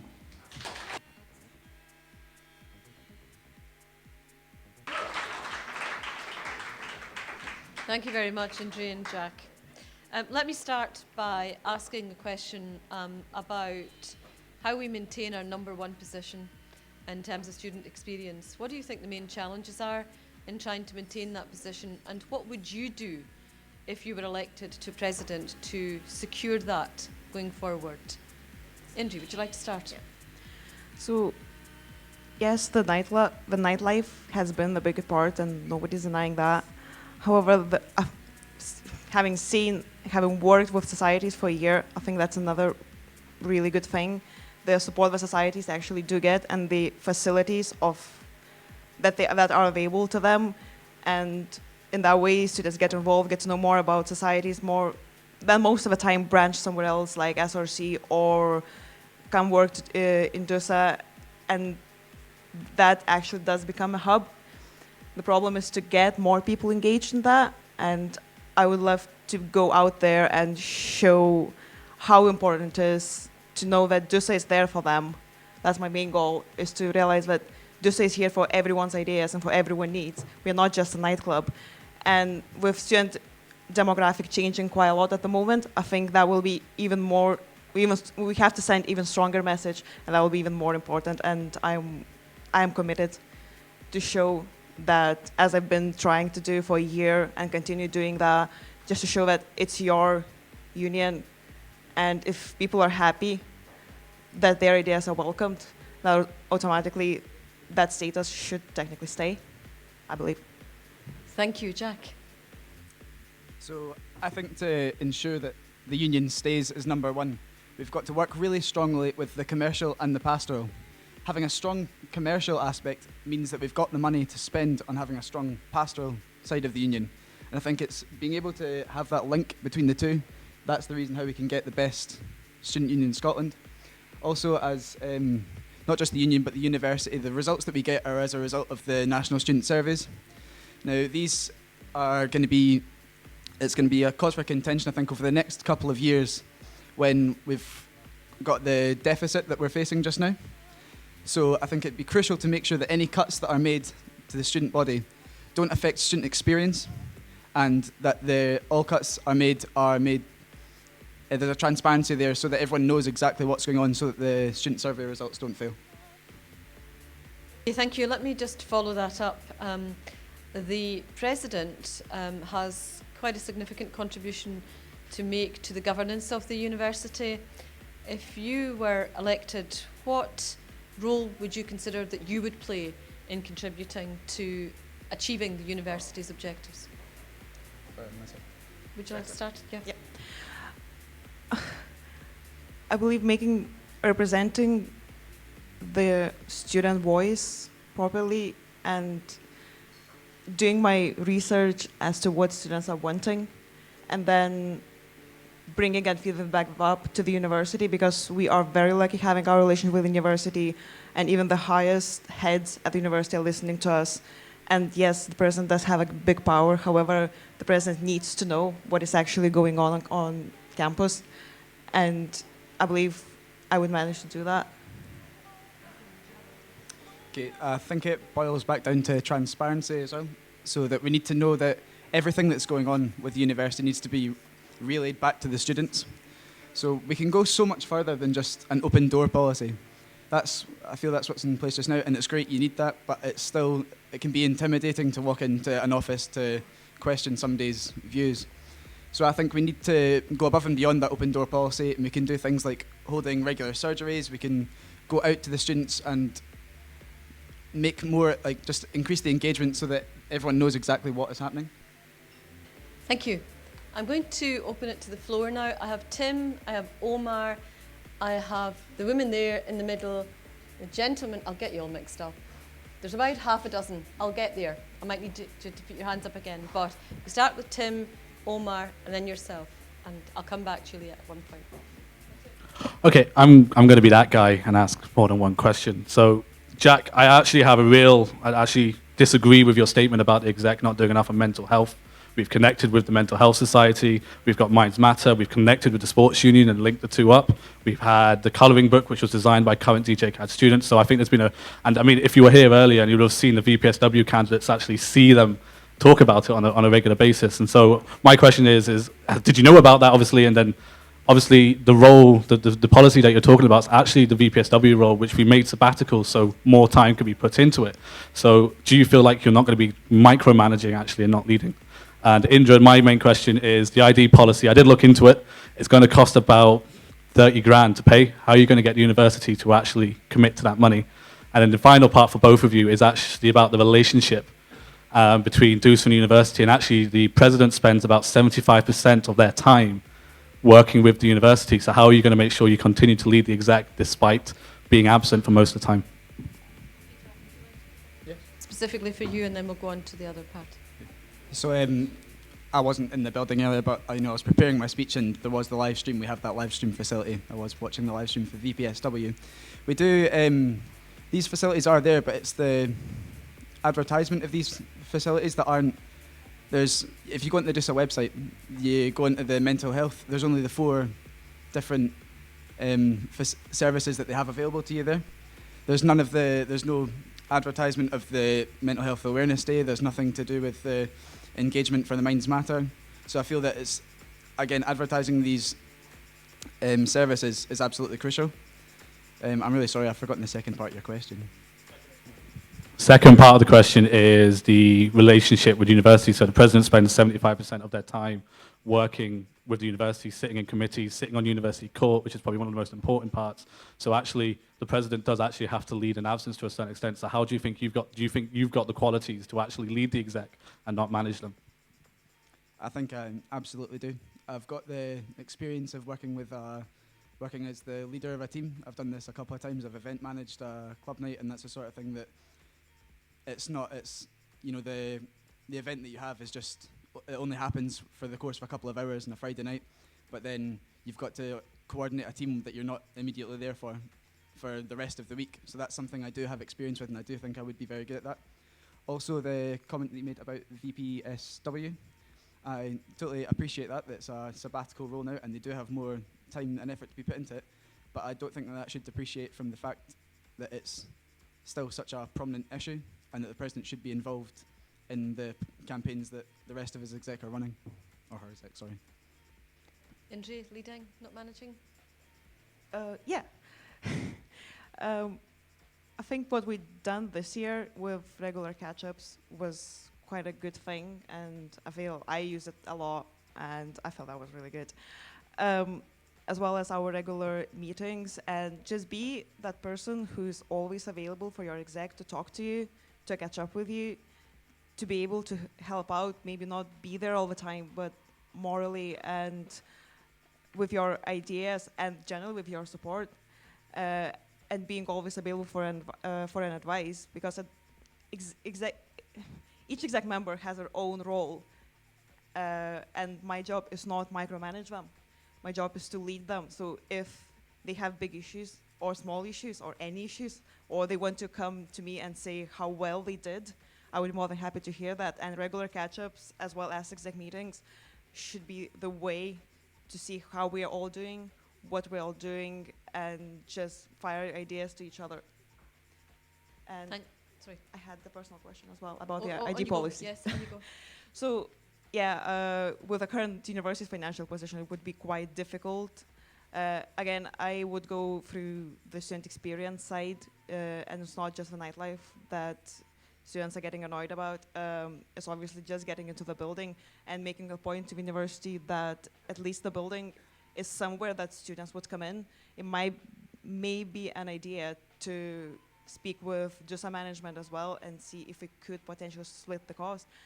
If that wouldn't work, there's no way to potentially get our card just pass accredited, not necessarily just put a hologram on the cards.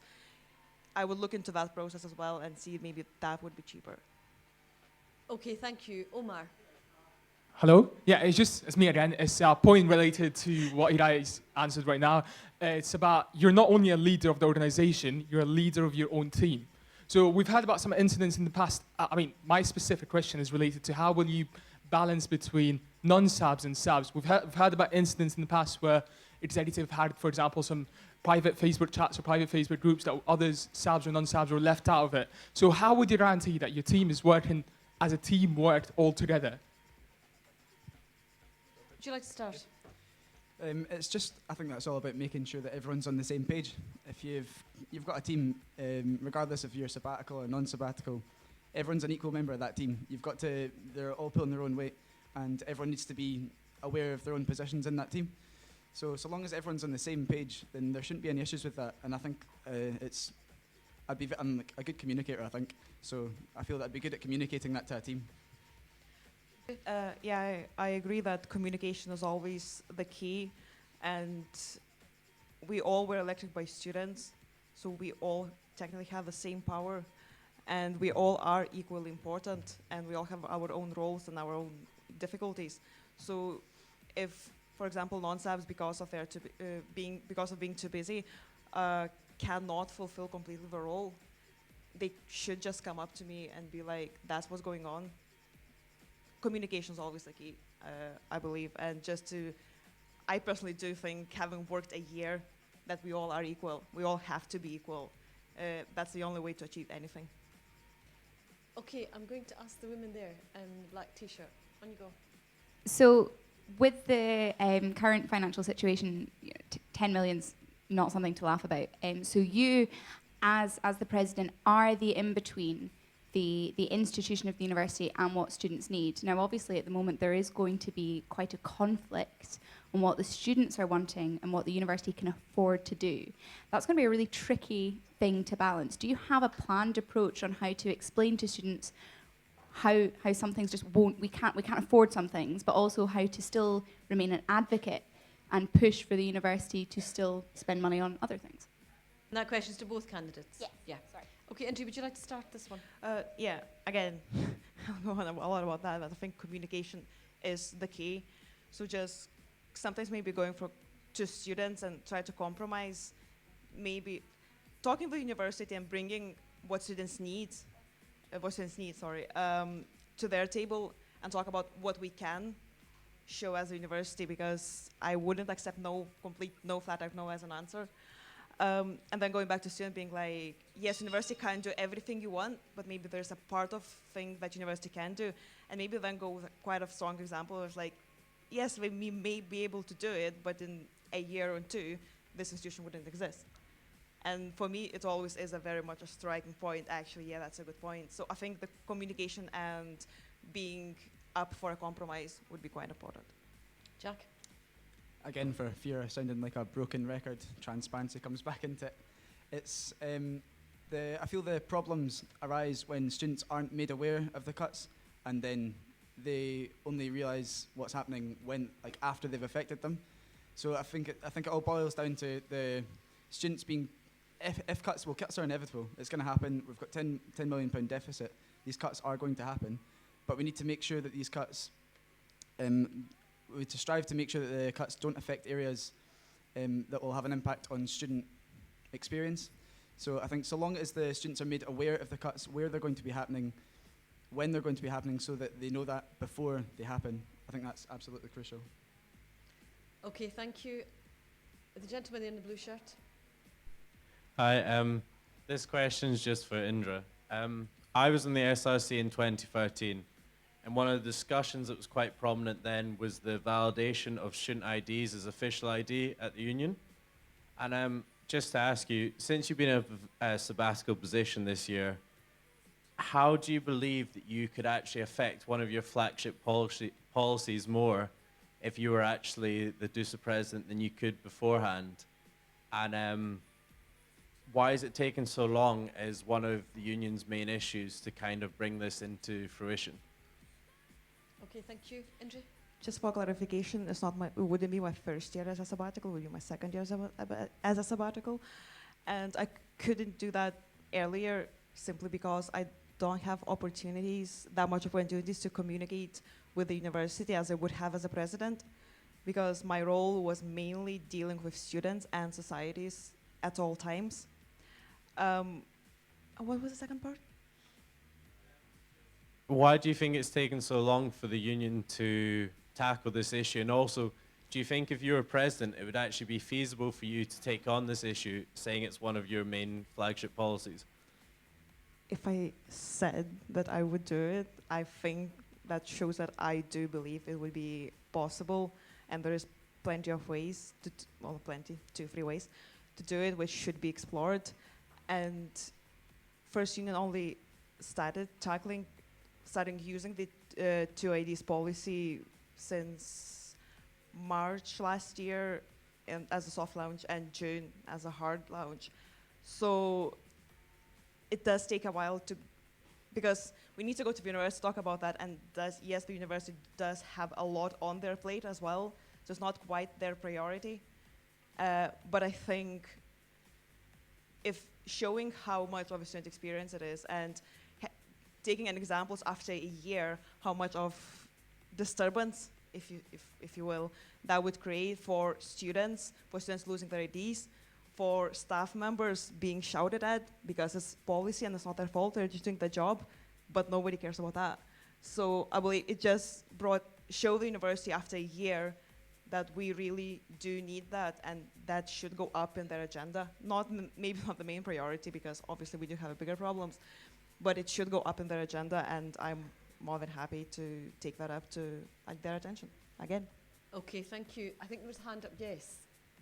Yeah, congratulations first of all for your speeches, really nice and enjoyable. One issue I come across today, I was doing a campaign and discussing with students what their issue was. And one student wrote an interesting thing, which was to DUSA, students, not customers. How do you plan on balancing those two aspects? Okay, thank you. Jack, would you like to start? Sorry, is it I don't really understand the question. Would you like to repeat the question? Of course. So one of the students wrote that one of their issues is that they feel that DUSA treats students more as customers rather than students. How do you plan on balancing those two bits? Thank you. Okay, well I think that's coming back to the issue of commercial versus pastoral. So they're coming into the union, they're feeling like being treated as a customer as they're using the commercial services. I feel it's a wider recognition of the pastoral services that are available would try and balance this feeling that they've got of being a customer. They need to show the other services that the union can provide, to show that it's not just a customer. You're a student, you're a part of this university. Oh, yeah, as I mentioned, one of my policies actually is to make sure that students feel more ownership, that they are owners of the union, not the customers. Yes, when you are being served at the bar, you are the customer. But otherwise, students should feel that they are welcome here, that their ideas are welcome here, and we'll take them on board, and that's going to be their project and their idea. So I think raising awareness of that and just showing examples and then communicating with the commercial side as well to make sure that they know that they're working in a charity that is for DUSA. It's hard. I was doing that for past year, leading societies using this building, but it's possible, and I think we opened up DUSA for more groups than ever before, and I just want to continue that and just show examples and get students involved. And other students, union students, create the whole of the Freshers Week programs. I believe that was Leeds, and end of the line, that would be great. That would be great, the students creating events here with the help of events department rather than vice versa. There was a hand in the middle here earlier on. No? Okay. I'm going to go to Leah, and then the guy at the bar with the black shirt, and then yourself, okay? So my question's for Jack. You spoke a lot about raising the profile of pastoral services that DUSA provides, and this year I personally have done a lot to promote the DUSA Advice Service and what we do here pastorally for students. So we've used pretty much every social media platform. We've sent emails out. We've gone to speak to students. We've held focus groups. We spoke to school managers. We spoke to all of the class reps, school presidents, etc., etc. We've gone out and promoted these services to students. How would you tackle the issue that students only know about the services when they need the services? I think it's making students aware of the services as soon as they come to Dundee in first year, before they have to use them. It's tackling students in the halls, getting leaflets through the halls. The halls teams that go around flyering for the freshers events, these people can be going around flyering for the pastoral services as well. We've got the resources there. We can just need to use them. Okay. Yes. I sat on the SRC in 2013. In fact, I was the one that proposed trying to put IDs to be usable elsewhere, because I used to go back to Aberdeen for some reason. And when I spent 2 months going through research with various groups, it became very clear that it would either cost thousands of pounds that we didn't have then and surely will not have now, or joining NUS, which is a significantly difficult situation. Is this a policy you could see ending up falling through? And obviously, in order to have Jack having a question as well, how would you increase engagement? So your first part of your question was to both candidates? Predominantly to Indra. Correct. Okay, So, on you go. Wait, what was your question? It was a long one. Right. So I got that bit about Yep. it costing thousands. Yep. Okay. Is this a policy you can see falling through, and would that be an okay decision for yourself then? It wouldn't be my policy if I would see it falling through. A figure that I know at the moment is, I believe, around 30k for Young Scots card to be put on the other side. However, I'm pretty sure that just putting the pass hologram and get the university's ID card accredited by pass would be much easier and hopefully much cheaper. Having looked into that, the problem we then found would be that when a student loses their card, they then have to pay a much higher cost to get a new one, because the card now has a hologram and therefore has a higher cost price. That Indra? I would think we would need first to see the figures, and then find general solution between both university and DUSA, because no way DUSA can completely absorb that, and no way university can completely absorb that. However, a compromise and see how we effectively can do it and how we tackle that whole cost thing. To see the figures and to do analysis, since it's my background and my degree, I'm more than happy to do it. Okay, Jack, engagement? I feel that the social media aspect is something that's been done very well with DUSA in the past, and it's something that can definitely be pushed forward. As Andrew was talking about earlier, as VPCC, the rebranding of DUSA Media, I think that'd be integral to increasing engagement. I think that's an incredible idea. I think it'd work extremely well. And also, again, getting the feet on the ground, engagement with the freshers as soon as they get into uni, as soon as they're in here in Freshers Week. I think that's the first place that we need to be talking to students and increasing the engagement. Thank you very much. Yeah, it's your turn. So both of you spoke about student engagement and some transparency and things like that. I know DUSA this year have had student engagement events in the form of pub quizzes and different forums, especially with the SRC. But with those things in place, I just want to ask both of you how you kind of plan to implement more transparency, the ownership and engagement with the SRC, DUSA more widely. Jay, would you like to start that one? Yeah. So events are one thing, there's campaigns, and in general, getting involved in everything that DUSA does. Maybe become a staff member, making just come up to the managers that we have and improve DUSA. And if you know that somebody is listening to you, you immediately become an ownership of that change. So if you started it, you are an ownership of that change. So it can be just about anything, and you feel that, oh, great, we're not just the customers, we are people who are being listened to. And that, I think, is great. Thank you, Jack. So it feels like two questions. Events. One of the things that I did with the Life Science Society that I brought into it, it's something that I took from the Law Society, the medics, and further afield St Andrews, is the Gaudi system.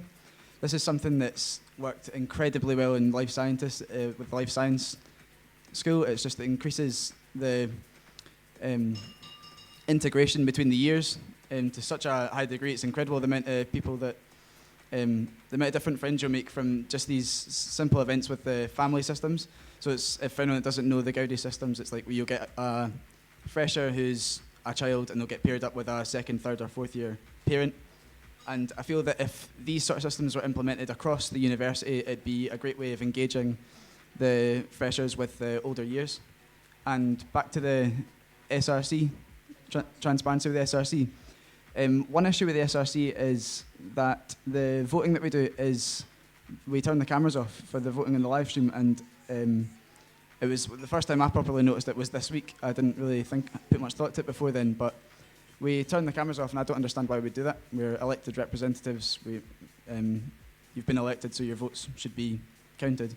So that's one way I would increase the transparency with the SRC. Turn the cameras on. Okay, can I have an indication of any further? I've just got Tim and I've got yourself. You've not asked a question yet, so would you like to start? Anyone else? Apart from Tim, I've got Tim. Anyone else? No, I don't. I think, Tim, you might be the last question. Just going back to your point about ownership and students feeling like they're part of DUSA and part of the DUSA family, I think a lot of that on a night-to-night basis can work, and I think for events it's really, really good. But having worked in DUSA myself as part of venue support, there can be a lot of entitlement from people that because we focus so much on saying that it's your DUSA, the staff can then get treated quite harshly if something goes wrong. So I'm just wondering how you would deal with that kind of conflict between making sure that your staff feel safe and that your students feel like they have ownership without it going too far either way. Would you like to start? That's quite a difficult one, the balance between the students and staff. I think, so I'm not really sure how I deal with that one. I think the staff, it's just, we need to ensure that we've got the solid customer safety procedures that we do have right now, so that when it comes to nights out that we're not having these sort of issues cropping up. And the students, I think it's quite difficult to deal with a student that feels entitled to that sort of person on a night out. I think that's an individual case. But again, we're working with customer safety to ensuring that we're cutting these issues out as they're happening. I did have a few issues. It's always fun when you wake up in the morning to an email from venue support senior or customer safety senior. And my point that I always made to societies who come here is like, these people are here to do their job, and they're not working for you. They are equally students. And I think getting that mindset to students that the staff has to be respected, because without them, this place wouldn't function at all. We could probably just close the door. So I think that's very important. Equally for staff, it's important that they understand that, again, we are operating an very active operating students union. So I think, again, talking and having that conversation with both sides, I think would be very, very, very important. And yes, some societies did get better. And I even got that from staff, so that was always really nice. So I believe step by step, it's not gonna happen overnight. However, if we do communicate everything well, it should work. It's been working for me, at least. Okay, thank you very much. I'm going to ask Tim, and then you're the last person. Okay? Right, Tim. Okay, sorry again, guys. So this is, again, for Jack. You talk about Gaudi. I've had to deal with several complaints from parents of when Gaudi has actually led students to go to hospital because they drink too much. Gaudi leads to lad culture. It's not inclusive, it's rowdy, and people don't want to go because they don't want to drink. Dundee University is made up of 17,000 students. About 6,000 of them are distance learners, as the Deputy President candidate said tonight. There's also got international students who don't maybe want to get involved. So how are you actually going to engage with the whole campus instead of the people that just want to get smashed? And then I suppose the traditional final president question is, what was the best thing that I did this year? Jack, would you like to answer the first part of that question, and both of you answer the second question?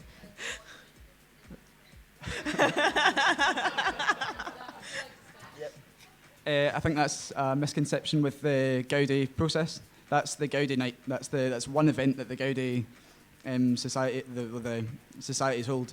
That's not what Gaudi is. Gaudi is the family system. It's the mentoring system that you've got from within the university. I can see medics here nodding in the crowd because they understand what it's like. Those Gaudi nights. That's just one part of it. That's not the entire process. Gaudi is the family system, and I think that's unarguably a really good thing for universities. It works with medics, it works with lawyers, it works in other universities. It should be implemented here. And then the best thing he did as president? Well, to have to answer it. No.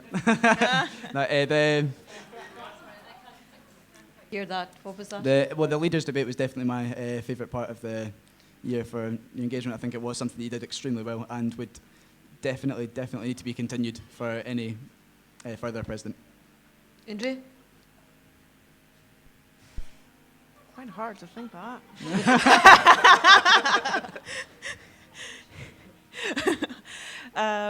Yeah, leaders' debate was really, really good. Although I believe it was. I was trying to find having a second language moment at the moment. It was quite good in some points at the year. How you did stood up for, in some cases, not relieving too much as to what happened, but I'm sure you know what I'm talking about. So, yes, not being able to, not being afraid to say your opinion. Sometimes a bit too much, but sometimes just about right. Okay, thank you very much. And the woman there with the glasses, yeah. Yeah, okay, so as many of the exec and every president that's ever been will ever tell you, a lot of your job is being in committees and working with the university senior managers, and there are a lot of committees, and it takes months and months to even get the simplest thing through. With bearing in mind you only have a year, how are you wanting to make sure that what you do, what your policies are at the start, get finished by the end of it and manage to stay on once you're gone? Indri? Yeah, it does take a while to get something done at the university, but pushing it through and again showing that you are representing the students and going through the whole student experience argument, how they actually do depend a lot on our opinion and as to what's going on in this building, and that we are elected by students, so we know what students need. We go out there, we talk with students, and tell that and keep pushing things. Never really is like, okay, well, he'll not get back to me in 2 weeks, nothing's gonna happen. Just keep pushing it and through different channels. I think it's pretty good. Pretty good way to do it. A lot of it is choosing your battles. You've got to pick the right fights.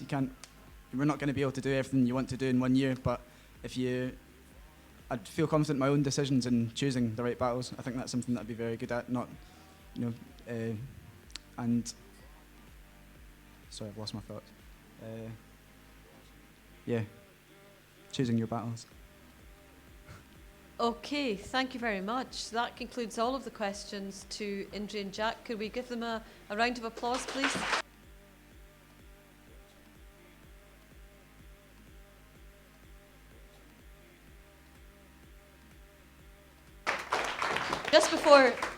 Just before Dominic comes in to conclude the proceedings, that does conclude all the business this evening. We've covered all of the positions. Can I just say what a pleasure it's been personally to be part of this? Thank you very much for allowing me to be part of the Hustings. I think you'll agree we've had very high standards this evening, both in terms of the presentation, but also in answering the questions. And I would like to convey my personal thanks to Leah, Rebecca, Dominic, and everyone in DUSA who's been involved in organising tonight's Hustings.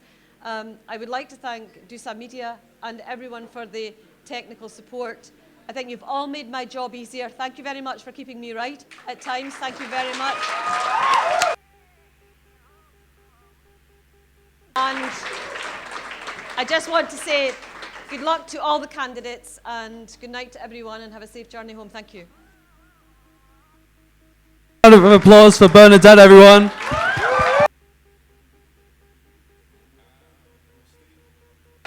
And well done to every single candidate, that's, especially those who have stayed till the end, and the presidential candidates who grilled for an extra 10 minutes more than everyone else. Well done, big round of applause.